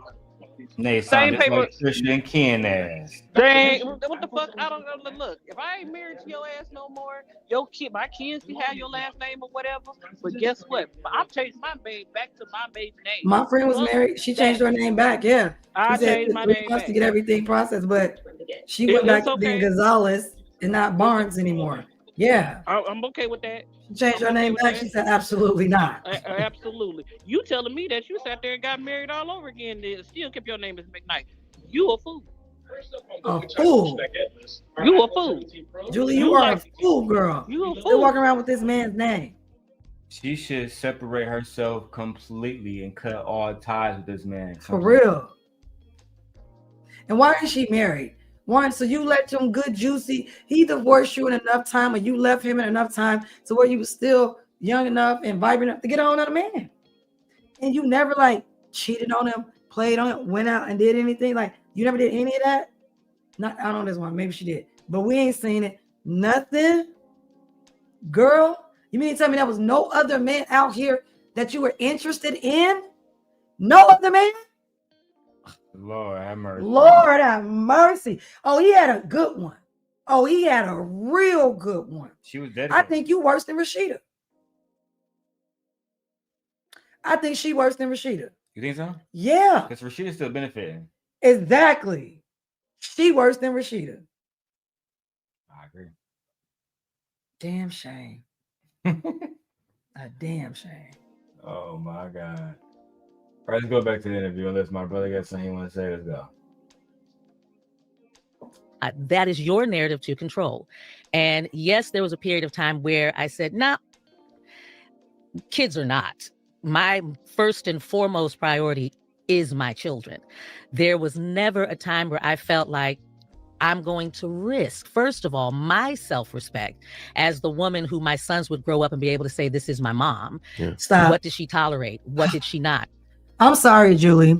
I'm sorry. I got to come at you, girl. First off, you talking about you wanted to protect your kids. No, you didn't protect your kids because your kids have a father who says he doesn't love them and he never loved you. So that's not protecting your kids. You could have got out of a relationship a long time ago and they could have got a whole new father. You could have fallen in love with a whole nother man that would have loved your kids and raised your kids and gave them nothing but love, care, and attention. That's not what happened, girl. And you have no self-respect because any woman that has self-respect, they don't sit in a relationship with a man who's emotionally abusing them on every fucking level. And not just you, he was emotionally abusing your sons on every fucking level. What are you talking about? And even when they went with him at 14 and 17, he was still emotionally abusing them all the way up until your son died. What are you talking about? Girl, you are in denial. And I hate when I have to sit up here and listen to a 55-year-old woman not tell the truth about religion and how it played a major role in the way she behaved in a marriage. All you did is tell me that religion taught you to deal with some bullshit. All you did is teach me that religion taught you to deal with some bullshit. And even in your family, you never, when you talked about your families, I never heard you say anything about the marriages that you grew up around showed love, had love. You never even gave me an example of how it demonstrated love. Now, it let me know that them people in your family was married, they put up with some bullshit. Them women put up with some bullshit. That's why they forced you to marry him, because they probably was already dealing with some shit like that. And they, in their mind, that's what you're supposed to do. We suffered, now you suffered.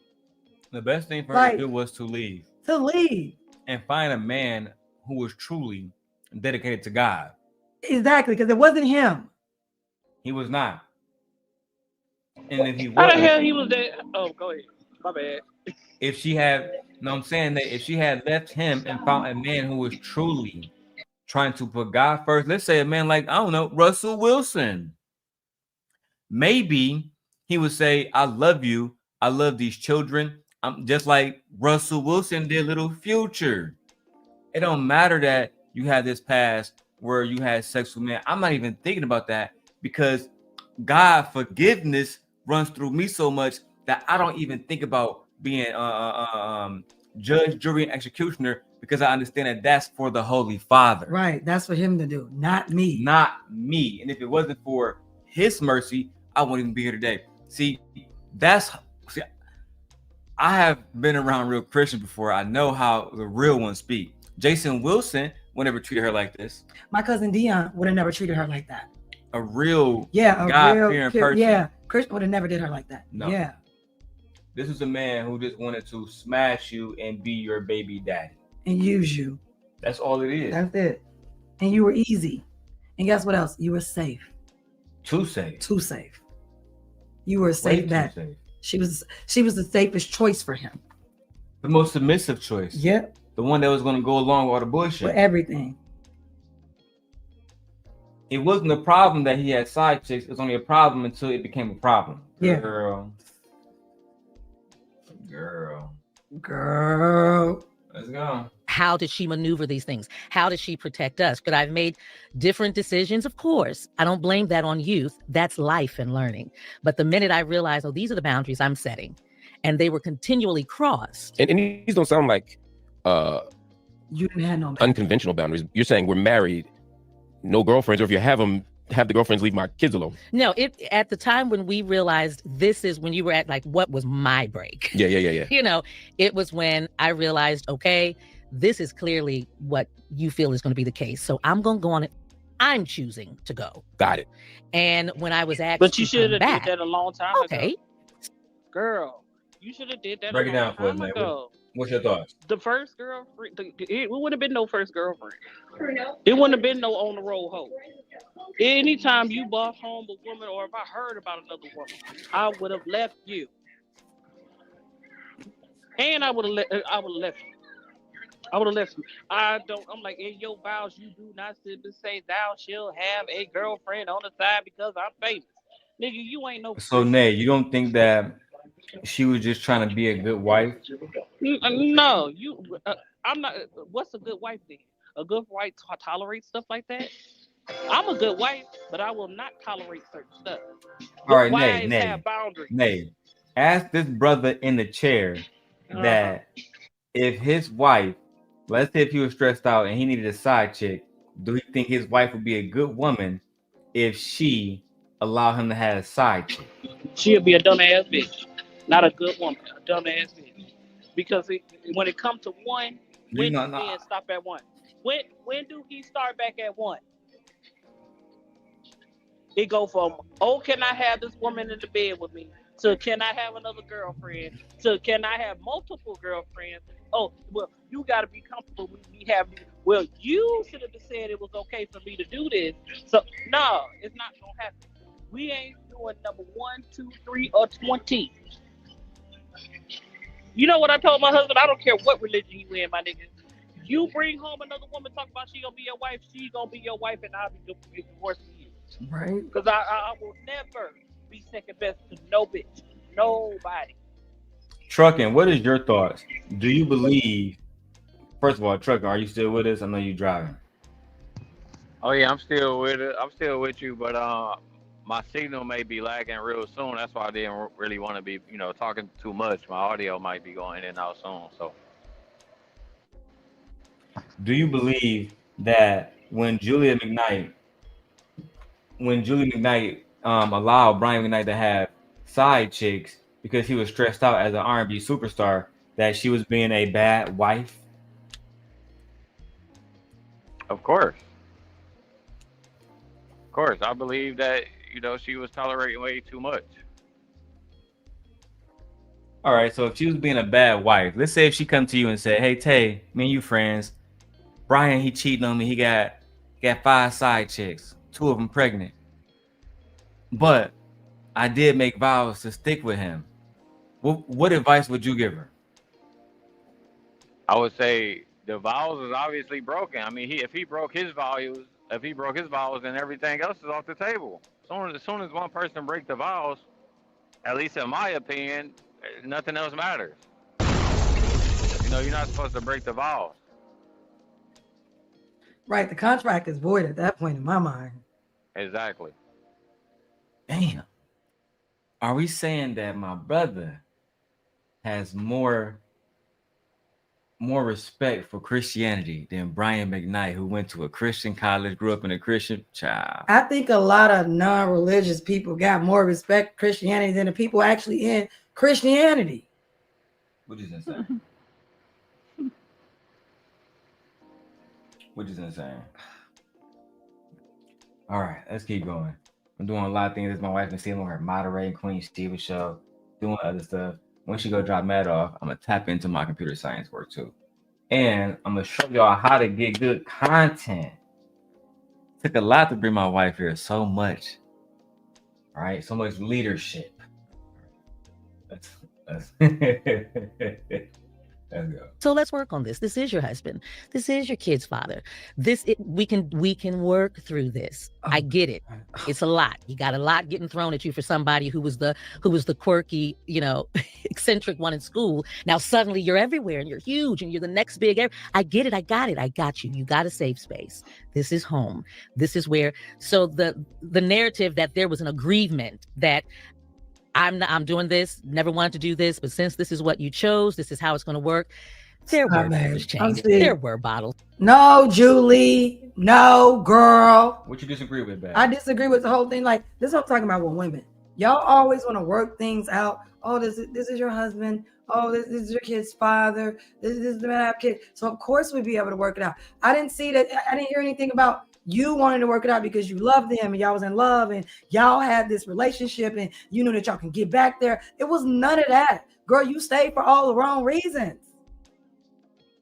Children never save relationships. Never. Never.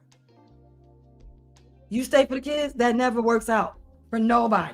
Men are not interested in staying for children. That's just what it is. Girl. That's the truth. Either a man loves you and he want to do right by you, or he's not going to stay with you and do right by you. Because in my mind, if the parents stay together, automatically just for them, those two, the children automatically benefit from their union. So why would you need to mention the children? Oh, well, he was the father of my kids, and we were married, and what? Girl, religion. I ain't never seen a woman so religion got you bitches in a chokehold when I say that for real. I mean, like to the point it's like cutting off y'all air. But wait a minute. Here's my thing then. When you gonna tell the children the truth if you just stay together for the children? Because you gotta eventually tell the children the truth. Tell them what truth, man. I'm like, well, we only stayed together because we were raising y'all together, but we really didn't love each other. We kept cheating on each other. Why But would see, this is the thing though, Nay. You had the first child not out of love. What about the other two? Like I was trying to figure Yeah, out what is that? what is that? Oh, The stay daughter up for don't the want to sake of the speak to this children. nigga or the public. I don't blame her. I said, why would you? Ain't no way in holy hell. She has 3 children I with said Julie. it's more Yes. beneficial. Niko. I'm like, it's more beneficial to me that my children are raised with a healthy environment, healthy parents or parents. That's what I'm worried about. I'm not going to stay in a relationship with someone that clearly does not respect me, does not love me, does not make me feel whole, none of those things, all for the sake of the children. Children can be raised with one healthy, fully autonomous being and have a stable, fulfilled life. Have a And stable I'm a foundation. woman Yeah, have a foundation. with Yeah. no children. I'm a woman with no children, but you got to understand, my mother, after my father died, still lived a stable, fulfilled life. When my mother met my father, she had 2 children, and he made her whole, and he loved her children, and he loved me. And when he died, she was still able to function as a whole person. I do not want to hear I stayed for the sake of the children. Because you're lying. She stay with me because of Aegon. No. I would never. I said be you're with you because lying. I want to be with you. No, I'm bullshit. Me and me can't be in love. But I do want to say, I do want to correct myself. So Brian McKnight and his ex-wife Julie McKnight, who were you good now. So Brian McKnight and his ex-wife Julie McKnight, who were married from 1990 to 2003, they had 2 children together. Brian McKnight Sr., Brian McKnight Jr., who we see in this interview here with her today, and Niko McKnight, who passed away in May of this year, 2025. Brian McKnight, while with his ex-wife Julie, who we see here, he had a biological daughter with another woman, with a woman by the name of Patricia Driver. I don't want to put out the daughter's name yet because she isn't speaking to the media. From all the indications that I have read. But Julie, guess what? All of this, I'm trying to save my children and protect my children. Your children are hurt. Your children are so hurt that your son went I want to be sensitive. Your son in death still wasn't happy with his father. And had you cut this relationship off a long time ago, he wouldn't even have any of that. So you stand with this man didn't benefit these children. It actually did more harm to them than you stand with him. Correct. Then you separating from him, I should say. Because she's talking about, I had to protect my children. All that. Then if that's the case, then why aren't your children still experiencing so much hurt by this man? Why are your children still experiencing not being loved and cared for and seen as, people who has a father who wants to care for them, who wants to love them, who wants them around his life? Like, I don't understand this. Why do women do this to themselves? Brian McKnight, you hurt your children, girl. He should have never had access to these children, especially once I know that he didn't love me. There's no way that you can love them, and you voiced it verbatimly at your mouth. No, you didn't do your children any type of service. All you did is prolong a lifetime of hurt with your children to the point where it's going to pass into the next generation of black males. That's what you did. Do you think that Brian McKnight should be able to be around his grandchildren? No, for what? Why would you let someone be around their grandchildren that didn't love their father? So how can you didn't love their father, then how can you love what he produced or creates? No. That's a valid point. And why would I want to be around a man knowing that you didn't even care for my father? What makes you gonna care for me? You won't care for me. You won't care for me. Just like he doesn't care for them grandchildren now. You don't. He don't. Lord have mercy. All right, let's keep going. Fed. There were lullabies sang. There were, no, babe, you stay asleep. I'll grab the babies. I'll do. That is what the dynamic was. Well, that's actually good to hear, and I'm not surprised by this. Nothing about him seemed like he was not a good father. No, I mean, he absolutely, even those years where there was a separation during my pregnancy with Niko, and it was by my choice. Girl, wait. So you hold on, baby. Girl. This nigga left you, baby. While you was pregnant, baby. Fuck. Girl, he went with you while you was pregnant. This nigga don't love you, girl. Girl, he never loved you. To abandon a woman while she's pregnant. So he was telling the truth.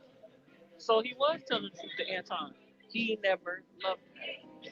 I don't simply keep fucking you because, hey, you need to stay. But I never loved you. Even though I pretend like I love you. See, girls, young ladies, stop being blind to games. This man has told her he didn't love her in so many games. ways without telling her name. Sure, and she still never got the hint. And she never got the hint. And she still she wasn't a smart woman. She wasn't a smart woman at all. You still love her. You still love her. And she still, thank you, Nate. And she's still not. You still love her. So hold on, Nate. You agree with my wife that she still love this man? I don't think she still love. I think she just hurt. No. A hurt woman will be honest with herself too. She needs to be honest with herself. If she's not being honest, the way she describing him, when he should have said if he doesn't indicate that he was a bad father, I would have said no. He is a bad father. This man left me when I was pregnant with our son.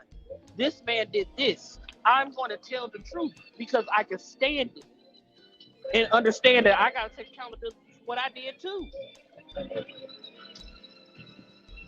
So stop it. You agree? She the way she talks about him is as if she still loves him.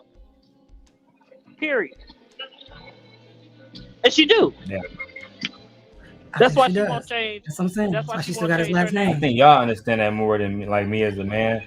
Because I wouldn't like even keep a woman's last name if I was in that situation.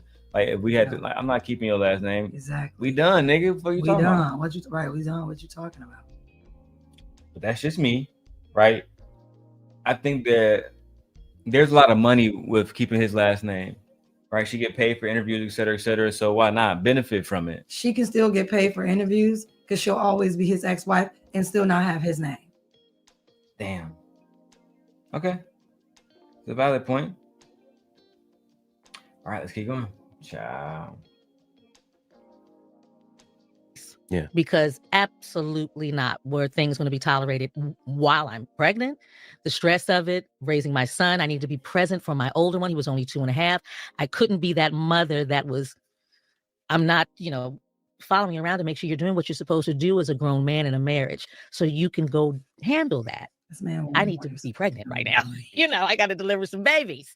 And that's when the choice was made on his side. Let's come back and let's make this work. This is my family. The exact words, I want my family back.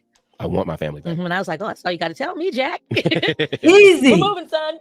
And that's. Do you remember those things? It was easy. Easy. That's all you got to tell me. All you got to tell me. And I'll come back. Cool. She ran quick like the goddamn road runner. Was quick with it. Easy as hell. You ain't give him a list of things he had to do. Nothing. You didn't make it hard for him. He didn't have to work for y'all. No stipulation. All he had to do is call you up. Hey, I want you to come. I want my family back. Okay, I'm coming. That's all you had to say. Baby, look, baby, I love you, boo. I swear to God, I'm gonna do right by you. Okay, Big Daddy. We got babies together. And you are my husband. You are my husband. We got babies together.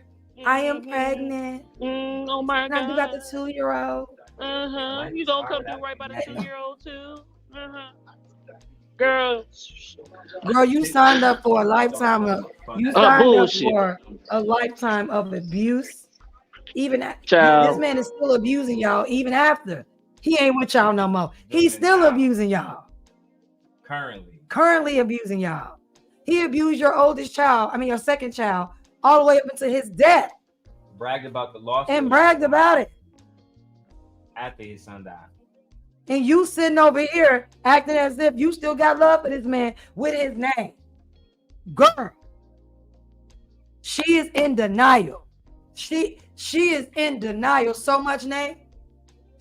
I ain't never seen a woman so delusional besides Rashida. She number one.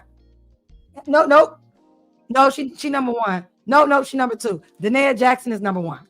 Sorry. I always put Drea Kelly number one. I put Danae Jackson as number one because that was crazy. She number two. Rashida is falls at number three for me in line of delusional women in marriages. No, I actually put God. You know who I put as delusional number one? Catherine Jackson. Michael Jackson's mother. I put her in delusional world too.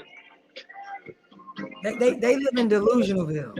They stay. Danae, her, Rashida, Cheetah, Yandy. Yep, Yandy fall number 4. Yeah. Yandy a demon herself though. But at least Yandy out here playing and with other men stepping outside. Like these women ain't do nothing. Nothing. Just sit up there and take everything. That's all you have to say to me. I came back running. Easy. He didn't have to work for it. What was the point of you leaving? If you were just going to go back that easy, what was the point? And thank God you're not that kind of woman that your baby daddy can just call you and say, I want my family back. You're going to run back. Okay, daddy. I remember he called me and was like, you don't ever see us getting back there. You know, I told him, absolutely not. I like my life the way it is. I'm having a good time being by myself. I'm not stressed out anymore about you. So no, I like it the way things are. The co-parenting is going good for me. I get time to myself. So no, I am not interested in being back with you. I literally said that to him. No, and I haven't been back with him since. And that was years ago. Y'all need to get some backbones. How you got black women out here looking bad, girl? Maybe if you had she's weak. She was emotionally vulnerable. Emotionally vulnerable, naive. He took advantage of her. Religion was her leader. Her crutch. Religion was her crutch. Everything. Religion held her back. For real. Religion kept her dumb and stupid. That's what I said. How did religion save you, girl? Because I thought the religion taught about love, reciprocity, how to treat people. I thought that's what the Bible was teaching you. So how did the Bible save you from this? Answer that question for me. Can anybody answer that? How did that Bible, the basic instructions before leaving Earth, how did that save her? Because you're supposed to be saved. The Bible's supposed to save you from the demonic things that happen. Cheating is demonic. Talking negative, saying the person you don't love them is demonic. She should never stay in that situation. I agree with you. She should never stay in that situation because those things are demonic, and she is a woman that's led by faith. But led by faith, and you know what faith means? To believe in something that's not even true. But let me ask you something. Do you think that the money outshined her faith in the moment, and she just wanted to live a good life? Her religion outshined. I'm gonna say yeah. And money. Her faith in that religion and money. Yes. She liked the glitz and the glam. It's nothing. Just say that, girl. I think that she wasn't thinking about faith when she was fucking him in Christian school. Child, she wasn't thinking about it. I'm like, most of them Christian kids be demons. What you talking about? They can't wait to get out of that path. I wish she would be more transparent. Yeah, she's not being like. That's why I said. Do I feel like she's being honest? In a way, yes. But I feel like she's not giving it all. Yeah. Yeah. You're leaving pieces out. Yeah. You're playing games with us. And you still not being truthful to yourself about the relationship that you was in with this man. I thought this man loved me. He never loved me. I thought I was in love. I didn't know anything about love. I never been with any other fucking man. My family played a role in me making the decisions that I made over and over. Religion played a role in it. She ain't being honest with us at all. No, she's not. No. No. She's still trying to make her family look good. And I feel like she don't want to put it on her family because you made a lot of decisions based off your family. Bad decisions. Bad decisions at that. It impacted all y'all. God rest in peace to Niko, man. God rest his soul. Yeah. Because to die thinking that your family don't love you, your father don't love you is diabolical. Let's keep going, man. Why gotta leave some? Happy to be back. Of course. Yeah. You know, I remember everything, man. I think it's the one thing my dad forgets. Right. You know, when your parents divorced, what was it like for you when you knew it was over? See, man, I was a different kid. Right. I knew at 4 and 5 and 6 years old what my mom and dad were going through. Right. All of it, though. Deep things I probably shouldn't have known. The other women too? Oh, of course. Stop man. it. You know, it's like, I'm going to say this. He didn't know exactly what your parents are going through, but children do pick up on behaviors of the parents where it's not showing care, love, and affection. They can tell when something's off, when something's wrong. Children are very smart when it comes to stuff like that. Now, at 5 and 6, you don't know exactly what was going on, but you knew that your father and your mother weren't getting along. But I thought you said, Julie, you was in this relationship to protect these children, and your son said at 4 and 5, he knew something was wrong between y'all. This is what I'm talking about. This is what I'm talking about.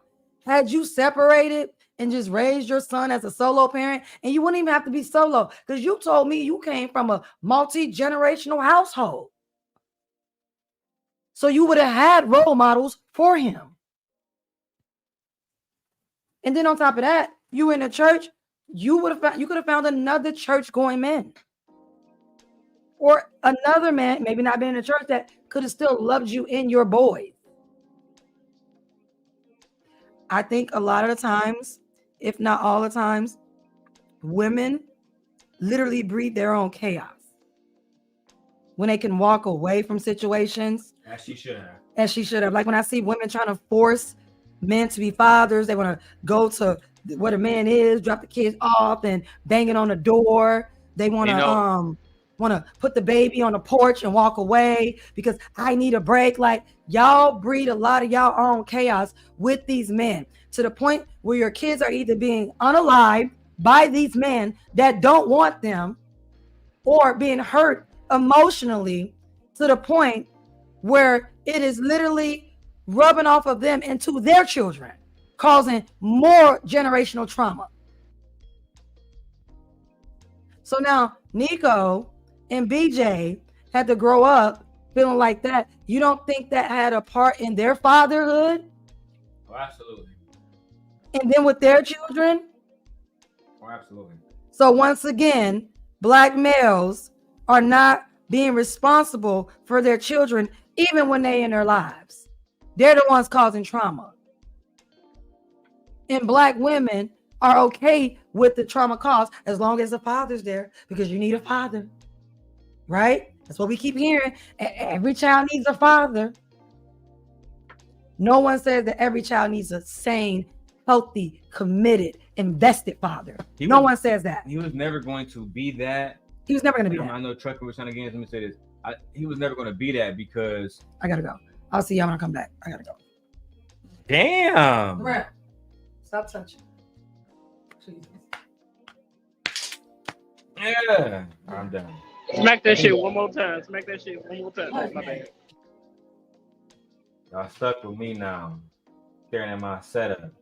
So I think that he was never going to be a good father in situation because he couldn't focus on being a good husband. But Trucking, I know you had something you want to say. Let's get to it. Can you hear me, bro, or am I a little bit laggy? I hear you just fine. So, I was going to say, because from what I'm hearing, right, I'm trying to put the pieces together. I'm not that familiar with this story. But it seems like, at least, from what I'm hearing, one of the reasons why she stuck around and dealt with all of the BS it was harder for her to find a man that was doing the type of things that Brian McKnight was doing. Right, and this is something that we see a lot when a woman is with a guy that has status or whatever it may be, they put up with more BS. Versus if they had a guy with not as much status, they're willing to leave almost like immediately. So I don't know, man. It just seems like that was also one of the reasons why she was putting up with a lot of BS. I don't think it was just Christianity. I don't think it was just the kids. Right. But I do think those are factors as well, though. I can Okay. agree to you to a certain extent. I think she put her blinders on because of that religion. Because of course, even in other religions, they teach the women not to see other men. And only, especially highly invested women in the religion, they sit up and say that your man is pretty much God. So you don't see anybody else that's going to treat you something better. But I do agree to a certain extent. Yeah, a lot of women, unless because she didn't even have no motive afterwards. I would have seek revenge. I would have got with a lot of shit. But that's just me. But I'm just Because saying, like from my but I do. perspective, her whole image, and the reason why we even know her now is because of Brian McKnight. It's like the That's same true. thing. It's like the same thing. I was just trying to. I was just talking to my girl, and I was like, "Why is Cardi B putting up with all of this stuff with Stephon Diggs? He got all of these women pregnant at the same time." I just couldn't understand it because Cardi B has money. She has status. She has all of these things. So why is it that a woman, even on her level, is willing to put up with so much? Right? It's something that I can't understand. But I'll this is bring it what we back and let tend you to hold it see. down. No, I wanted to hear your thoughts on this too. I wanted somebody to try to explain this to me because at first I thought it was just like women, who was just like they ain't have that much motion or whatever it may be. They tend to put up with this stuff whenever they're with like a richer guy or a guy with status. But then I see Cardi B going through the same thing, and now I'm confused. I'm like, well, is this just stupidity at this point, or what could it possibly be, Nay? I don't. I'm like I Maybe said, you it's could the break it problem. down. Like I said, women are indoctrinated to be selfish, to tolerate men and treat men as if they are gods. I'm like, she's not a awoken woman. She's not an enlightened woman. An enlightened woman is not going to tolerate that. A whole autonomous woman is really not going to be subjugated to any man. Because at the end of the day, we're supposed to be a service. If we're going to be in a commitment, we're supposed to be of service to each other, not me be just of service to you. You have to value those vows just as much as I value those vows. And if you don't do that, then there's no sense of being with you. But I'm like, we have been indoctrinated. A lot of people, period, especially who are in a religious have been raised in a religious background, have religious backgrounds and everything, are born indoctrinated. They indoctrinated into this shit. So women are So, taught. So women are taught. I was like, even when we were so what sold is to Cardi kings, B excuse then? Because it don't seem like she's she's a that much of a religious person. I mean, no, she's indoctrinated. It doesn't mean that she wasn't shown certain things. Indoctrination is not just reading it in a book. So I'm like, this is traditional that's been passed down for generations. Women were sold to kings. Yeah, we were sold to kings, and yeah, we still had to tolerate this man being with different women, even though I am the queen. Nate, I don't disagree with you, but I feel like there's one important thing that I wanted you to mention that you didn't mention. Go ahead. Women put on their blinders when a guy has success, status, and money. They put on their blinders so much for these guys. That's what I'm saying. But that's how we were indoctrinated to think. That's what you told us to do. You should have been saying, in order for us to be more valuable, is to get with this man. Make sure you go after the man. This is what you taught in the manosphere, right? Make sure you get success. Make sure you get all the money that you need. Make sure you keep yourself fit, friendly. You must say fit, friendly, and with money. That's what you told us. You said the man with status is the best man to be with. And when he have all those things, you better be able to tolerate him. He should be able to have whatever. That's not he what I wants. heard from the manosphere. What I No, I'm heard talking from about the the manosphere. red pill. I'm talking about red Okay, pill. let me tell you what I heard from Red Pill. What I heard Red Pill men tell women is that you can deal with these guys. Who mic is that? Who mic is that? No, it's mine. So what I heard Red Pill tell women is that, hey, you can get you the Brian McKnights of the world, but this is the type of stuff that you're more than likely is going to have to deal with. Why not just get you a guy, right? That's a average man, right? Who's going to actually love you, respect you, be loyal to you.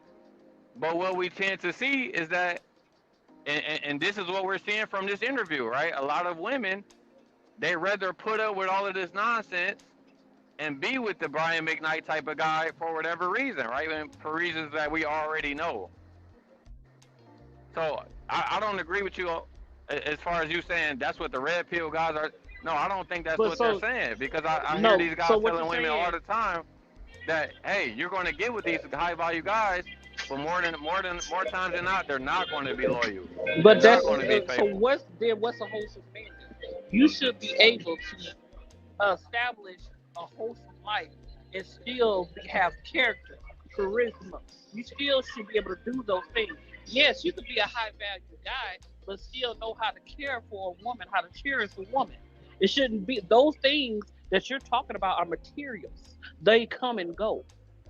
And yeah, you can say women come and go, but a good woman, it comes one in a million, what y'all would say. Right, but Nate, I'm not talking about what it should be. But that's what I'm saying is the red pill need to be teaching that. Yes, you can. I'm like, you should be teaching. Oh, if you get with this type of man and he got a whole bunch of money, you got to deal with him having multiple women. You should teach a man, even though you have a lot of money, you still need to have character about yourself. You should carry yourself with integrity. Know how to treat a woman and all those things. That's what you teach them. You don't teach them. But Nate, that's also going back. But Nate, no that's also going back to what it should be, right? That's men with a lot of money, they should be good. They should still be loyal. But we all know more times than not, they're not going to be that. That's what I'm saying. So the red pill is not teaching men how to be wholesome men. You teaching them to be a playboy. I know if I got all this status, and I know I'm like, if I get all this money and stuff and I become a millionaire, guess what? All the hoes gonna be here. I can have whatever woman I want. But the last time I checked, the red pill was made to teach women more than it was to teach men. What you did? Why? Let me finish, Nate. Just let me finish. Oh. Right? Because clearly, right? I'll answer that question too. Why do you need to teach the women? Because clearly, right, Brian McKnight's wife, she didn't know no better, right? She fell into her natural woman ways, right? And she put up with all of this BS. What's a natural woman way? What you think is a natural woman way? What we was just talking about, right? That's not a natural woman way. What's a natural woman way? I'm gonna answer it, but you can't keep cutting me off though. I'm gonna answer it though, right? So it's what we was just talking about, right? All of the BS that she put up with, right? Everybody said it was for Christianity, it was for the kids, but we also know that if Brian McKnight wasn't Brian McKnight, she probably would have never put up with all of that. And that's why I brung up Cardi B, is because we see Cardi B dealing with the same thing now. She's willing to go through all of that, of what she's going through, because it's Stephon Diggs. We all know if it was just a regular guy, wasn't in the NFL, didn't have a $100 million deal, she wouldn't be going through all of that. That's the natural, and I'm not saying all women are like this, Nate. But more times than not, we all know this is what we see. Okay, like I said, that's not explaining the natural woman way. The natural woman way that I was looking for, because most of the time y'all think that's what it is to be submissive to a man. We supposed to tolerate everything that a man does. A fully autonomous woman does not tolerate stuff like that. Period. Whether he is rich or whether he is poor. She will not tolerate any person doing other than being loyal to her, like she is loyal to him, like he's submissive to her, like she's submissive to him. That's a full autonomous woman. The natural woman way is for a woman to know better, to know that you are valuable. The very thing that the man really wants, that honestly is to have children. I'm the main person that brings you legacy and lineage.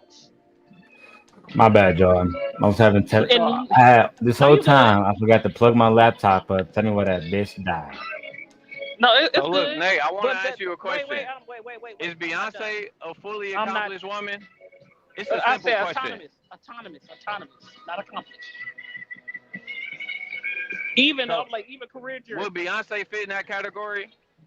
I'm like she's not autonomous because she's tolerating a lot of shit that Jay-Z does. She tolerates it. And instead of getting out of that bubble just because Jay-Z wouldn't be who he is without her. Let's be honest. So she got to snap out of it too. She got to be used to being alone with her children. There's nothing wrong with that. She ain't gonna leave. I agree. She Let's gotta be do clear. better. That's why I know you can't explain what's the natural woman way. What you talking about? Because a woman know her worth, and she will not tolerate that. Hello. Ranger knows. It's unnecessary to tolerate. Well, the My only bad, reason I'm I adding said that, I everybody. wasn't I'm trying adding to insult. everybody back I wasn't in. trying to insult all women, but it feels like for the most of my life,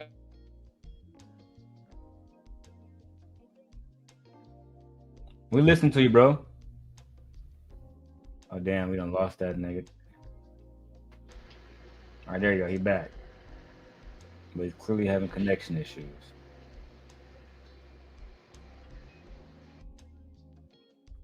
Are you back, Trucking? What you say? no, I ain't say nothing. Go ahead, bro. You know, you can keep going with the show, bro. Oh, you good? I was just trying to hear what you were saying. That's all. You good? I was just trying to tell Nate when I was, talking about this shit I've seen, because I'm pretty sure you have seen it as well, right? For the most part of your life, bro. When a lot of these guys, even Anton's wife, I feel like she putting up with, like, I don't know for sure, but I think that I in digress. a lot of situations, bro, women put up with the things that they feel like they want to put up with.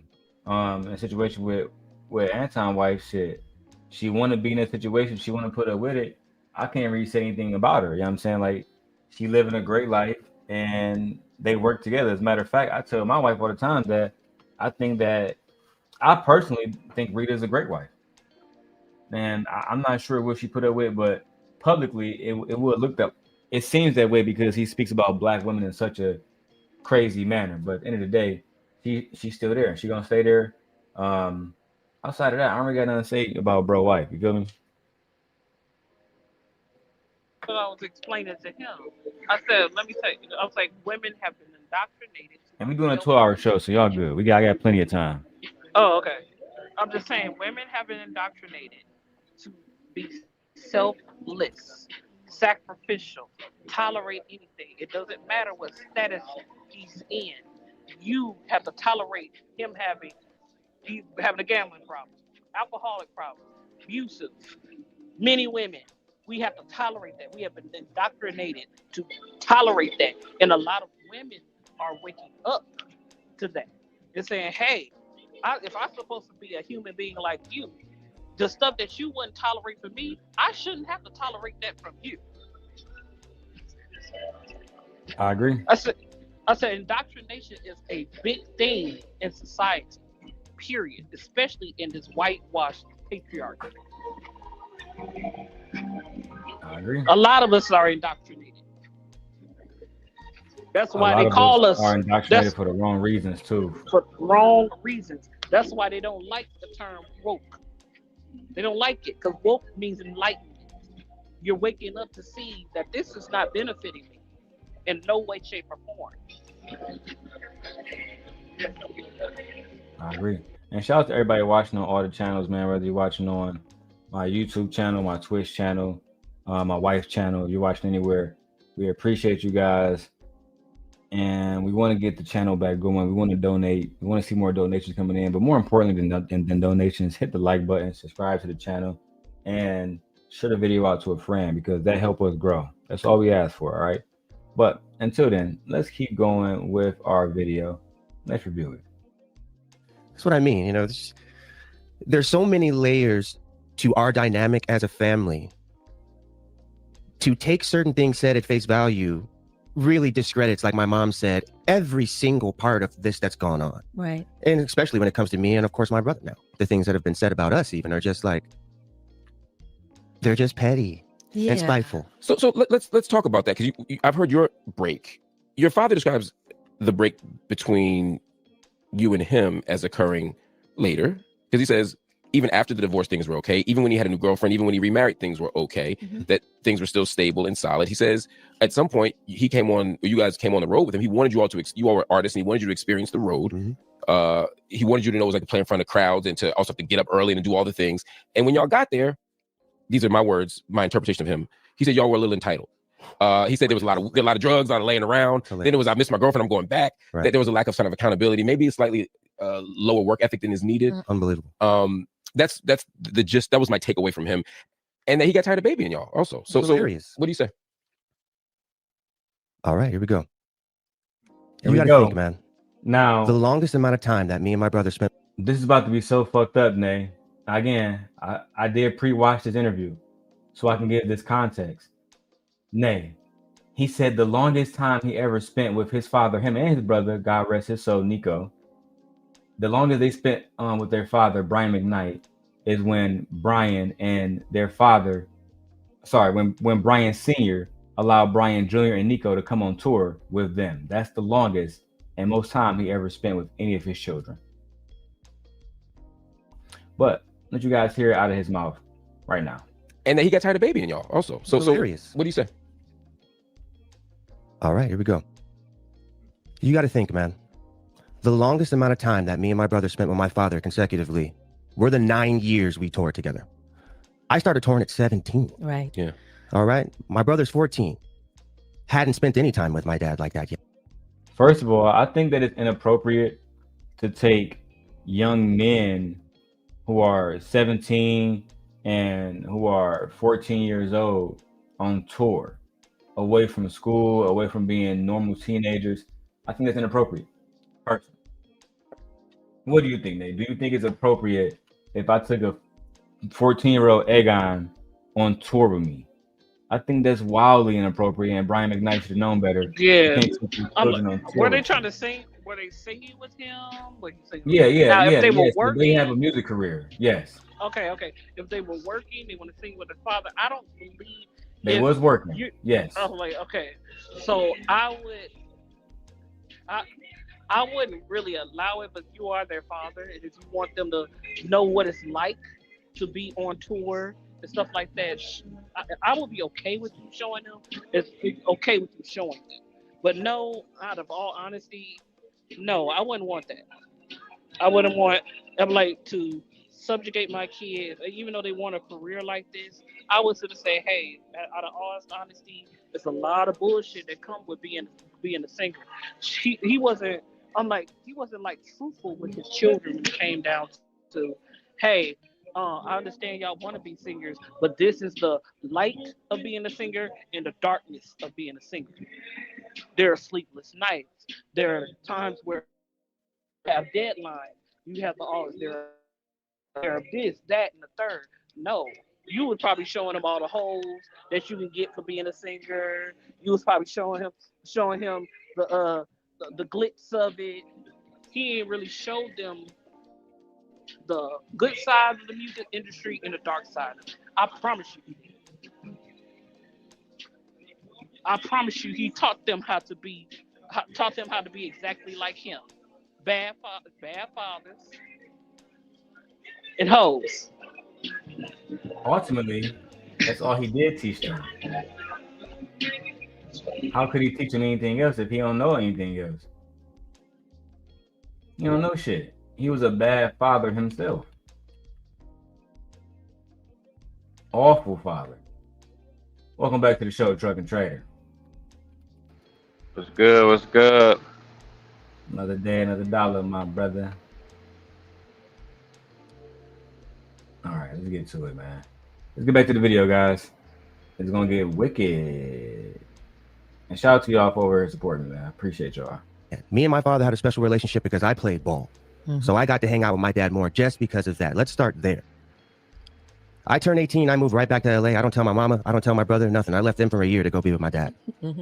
Barely saw him then. Did he encourage that move? No, he didn't even know. And I still think to this day that one pitiful movement on my part changed the trajectory of a lot of things, but that's a different story. But me and Niko, we worked our asses off, man. Like, I don't care what my dad said. We loved it. We got to tour. We got to travel. We got to learn a lot. I watched my dad open and close the show every night. I loved it, man. This is my favorite time of my life, was doing that with my father and my brother. And we worked hard. It's still crazy to hear that despite the hardships in Brian McKnight life with his children, that those were Brian McKnight Jr. favorite times. And I told my wife this, because listen, my brother knows this. My wife believes that, children don't need their fathers. He just sat up here and said the best time of his life, despite being raised by his mom basically alone. The best time was when he was with his father on tour. I'm like, that's what I'm saying. Y'all will sit there and idolize your fathers even when they don't give a fuck about you. Never did. Y'all will idolize the motherfuckers until the day y'all die, and will sit here and persecute your mother even though she was there in your life. See how backwards that is? That's backwards as fuck. We do the same thing to our moms too, though. What? Every day. No, that's what I'm saying. Don't like. I'm not talking about y'all in particular. No, I know. I'm talking about in general. Yeah. I'm like, yeah. But I don't understand how you sit here and idolize a man that you clearly saw was barely saw in your life as a kid. I'm talking about a kid, those precious times, learning how to walk, learning how to talk, learn those things, those precious things. But the only reason why he likes you is because you played ball. Oh, you doing something that might make you money and benefit me too. Oh, okay. Yeah. Great. Thank you so much. A round of applause, motherfucker. How about that? I think this goes to show that, like, when some of us black men say, well, I know my brother don't say this, but a lot of black men online would say that, well, all black fathers love their kids and all black fathers are involved. This goes to show you that even though you can be rich, you can have a certain amount of social status, et cetera, you can still be a deadbeat, ain't shit piece of shit. A lot of them are. This is what I was just trying to tell Nate earlier. Like, a lot of, at least from some of the content I watch, I know it's a lot of red pillars out there, but a lot of guys try to warn these women. Just because the guy got the money and he got the success, that don't mean he's going to be a good husband. That don't mean he's going to be a good father. That don't mean he's going to be there for you. And this is something that we see play out over and over again, right? Like, they'll still go up and say, I'll take the rich guy that's a cheater versus the broke guy that's loyal. This is what we see. So I'm not trying to blame everything on, the wife, but I can't. It's hard for me to feel sorry for her because this is what we see over and over again. I can't disagree with you, bro. And I appreciate your commentary too. Well, stop, bro, throwing that motherfucking Bible in my face, man. That's how I'm supposed to treat you like a god. She herself loved the Bible. The Bible teaches you how to treat a man like a god. He God. Tolerate everything. Go ahead, yeah. This is the man you serve. You're not serving God. You serving this man, and this man's supposed to serve God. He ain't a servant to you though. Yeah, you right. Y'all agree with that. Y'all go keep going agree with that shit. I think that they both are culpable because Yeah, they he both are failed. though. He I'm failed not to disagreeing. lead as a man.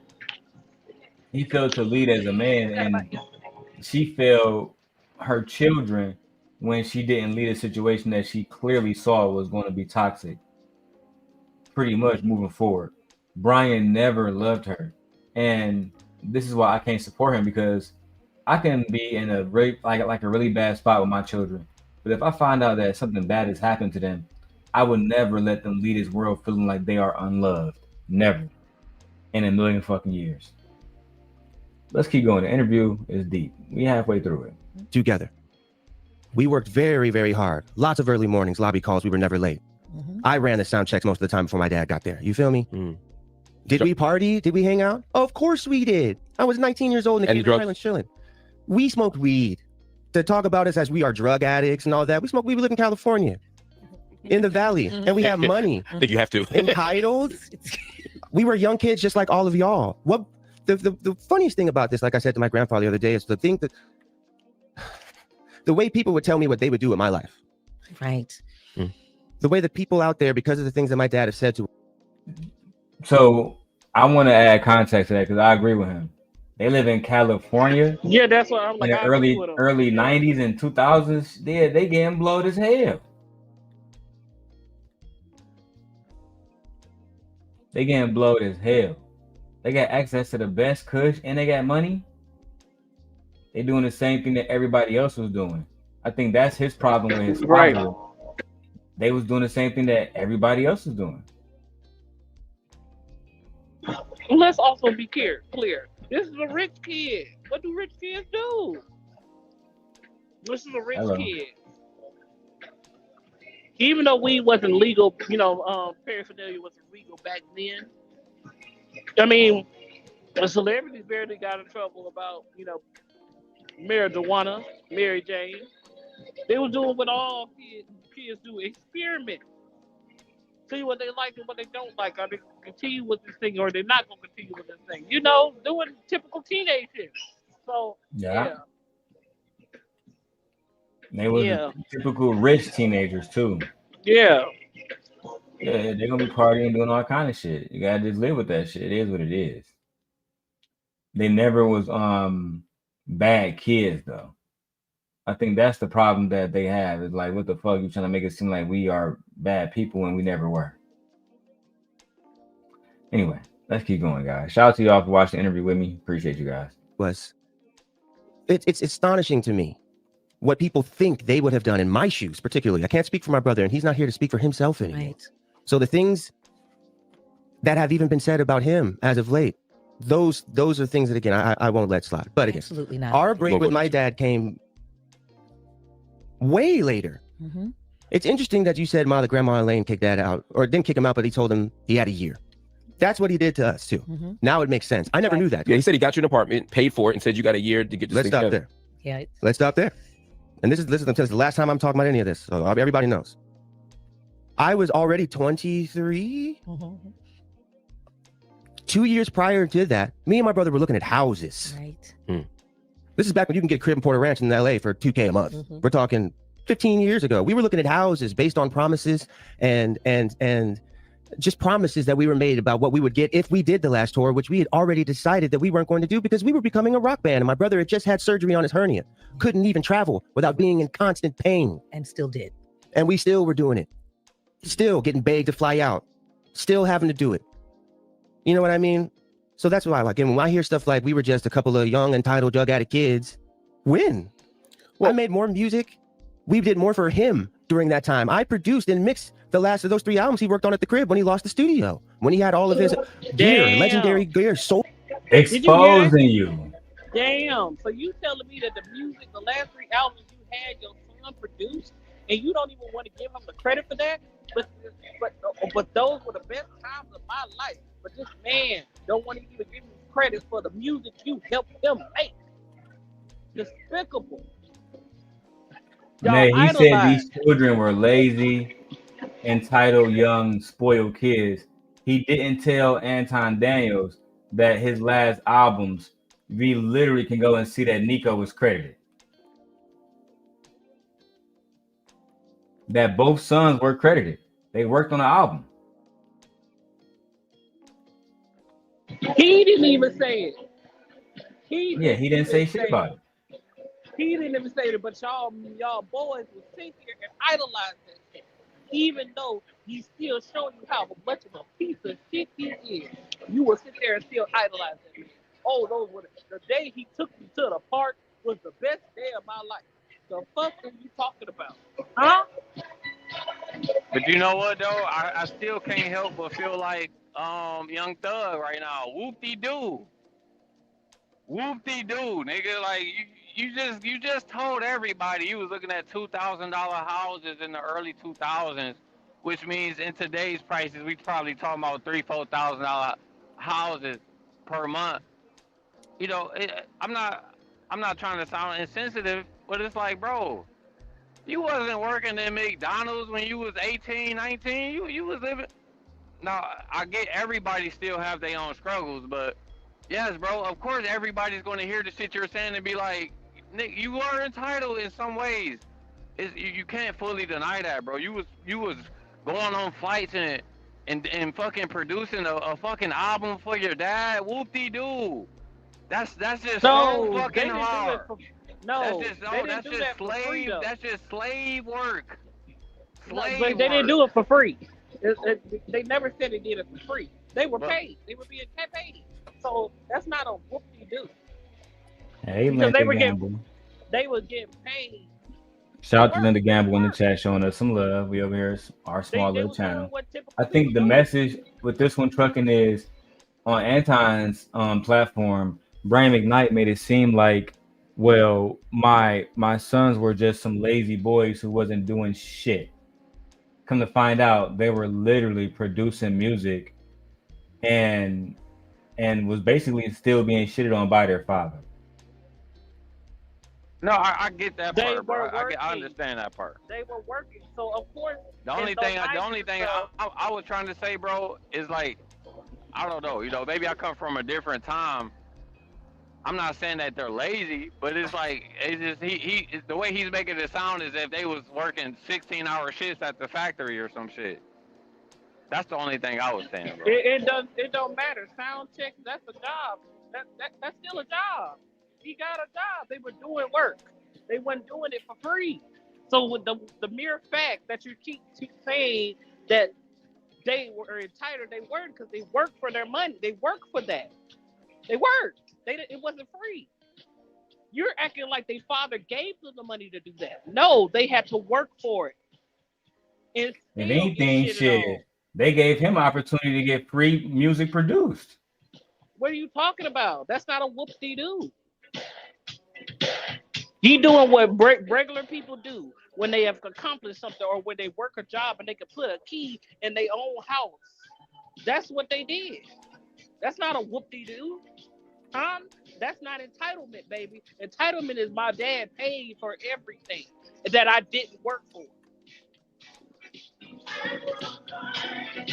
No, they weren't entitled at all. Let's go back to the interview. At the crib because he just didn't care no more. Just didn't want to make no more music. And then all this is what was going on at the time. He ruptures his Achilles. He's doing all the beats. He's going through his midlife. He'd have been my age then than I am now. We saw it happen. Let me show you how your pussy works song. All of that same period of time when he lets me and my brother and my best friend do the theme song for youporn.com, and they bring a bunch of porn stars to the crib and have us shoot a music video, and he leaves us there with his handlers, and they allowed us to do this. But we were entitled, drug addict kids. Where was the parent that were with us, around us? My mom's in North Carolina and only found out about all this when we told her. And how old were you? How old were you? 20. Now, there are people who are going to say, you're still grown. My brother was 17. That's grown? 20 years old? That's grown? Again, I would love to see what y'all would do in that situation. I was 20 years old. 20. Now, I'm going to defend him in this situation because I remember when the situation happened with a lot of different men, but I'm going to specifically say Shannon Sharp. Women were saying that Gabriella Zuniga was not grown, even though she was 20, I think 24, 25 or some shit. But when she first met Shannon Sharp, she was 20 or 19. And they said, well, she was not grown and she was incapable of making choices on her own. In the same spirit, I'm going to give him that same energy. Just that simple. And Brian McKnight you had a responsibility to take care of your children, especially because you're not being hindered by the mom or some shit like the manager talk about. You just got to be a good dad. It's just that simple, bro. Let me get my work done in the background. And I just got this victory royale on Fortnite. Man, shout out to us, bro. Let's get it. Winning team. D.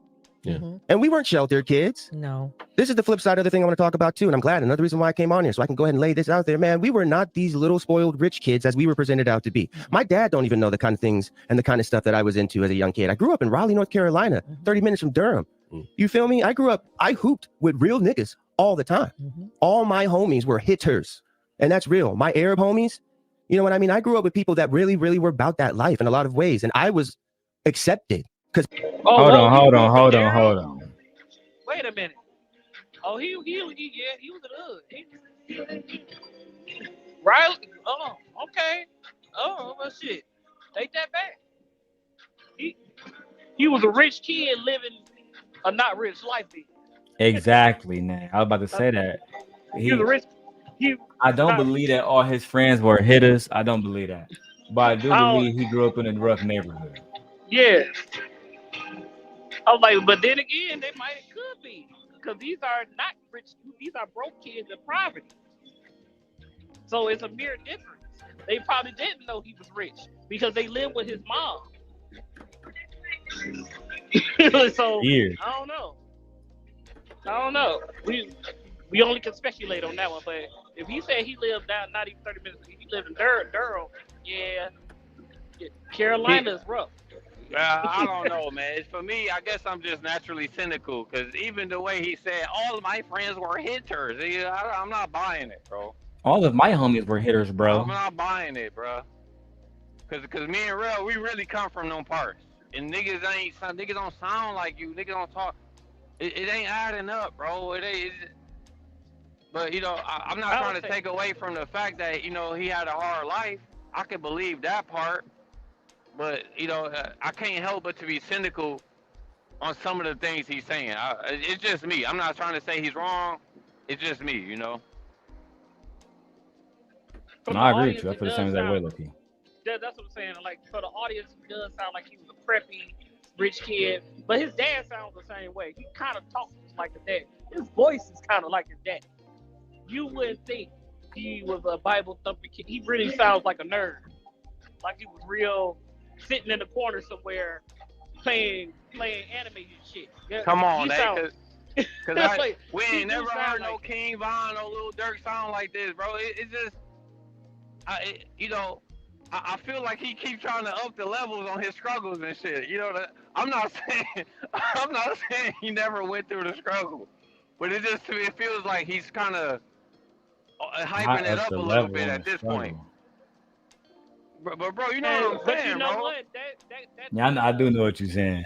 But you know what, Daryl? This actually shows the concept of euphoria.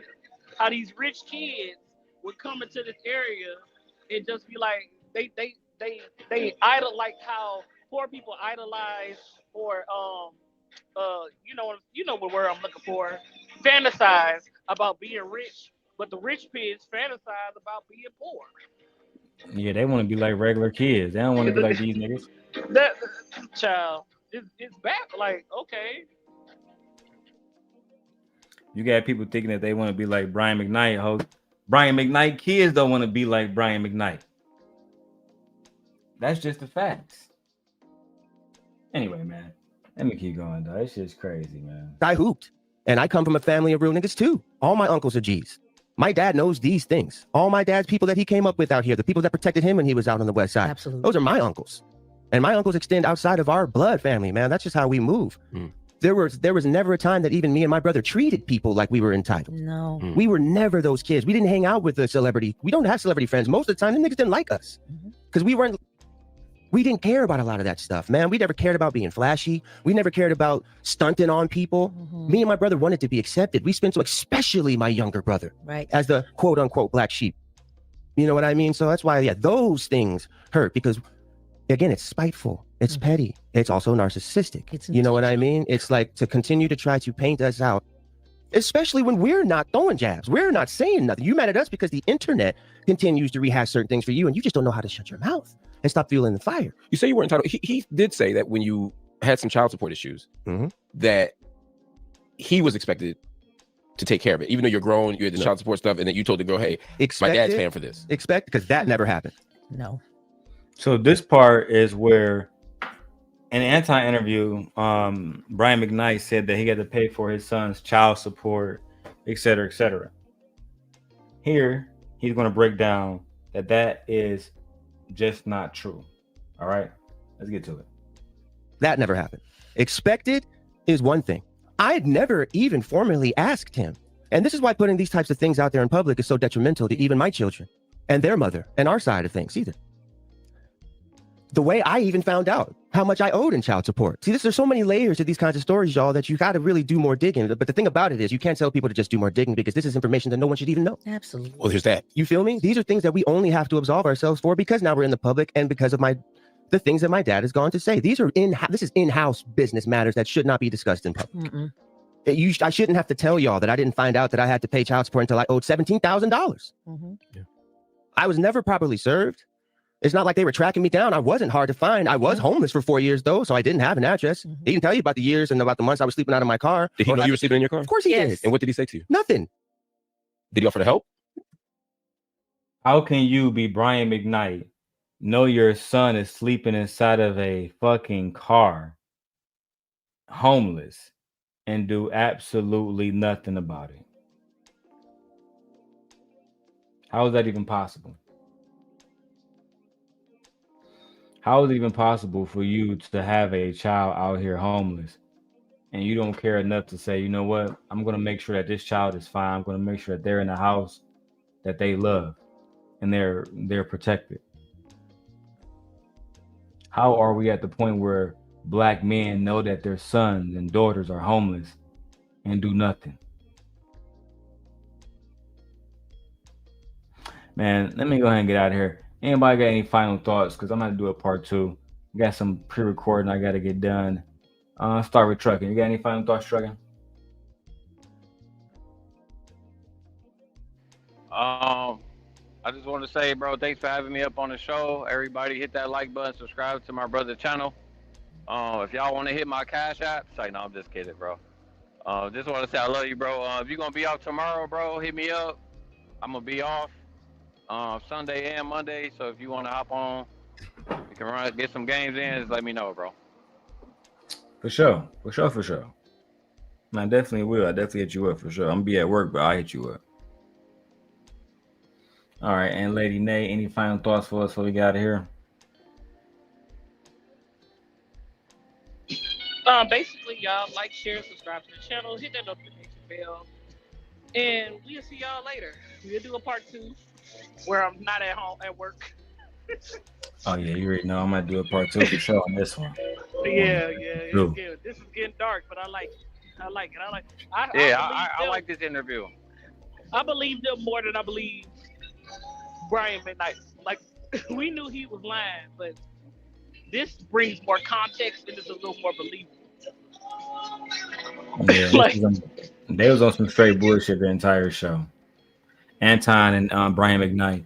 I think that in that interview they should have just allowed more transparency, and the only way that you can do that is have Brian McKnight Jr. there and the ex-wife there. I think it was a missed opportunity.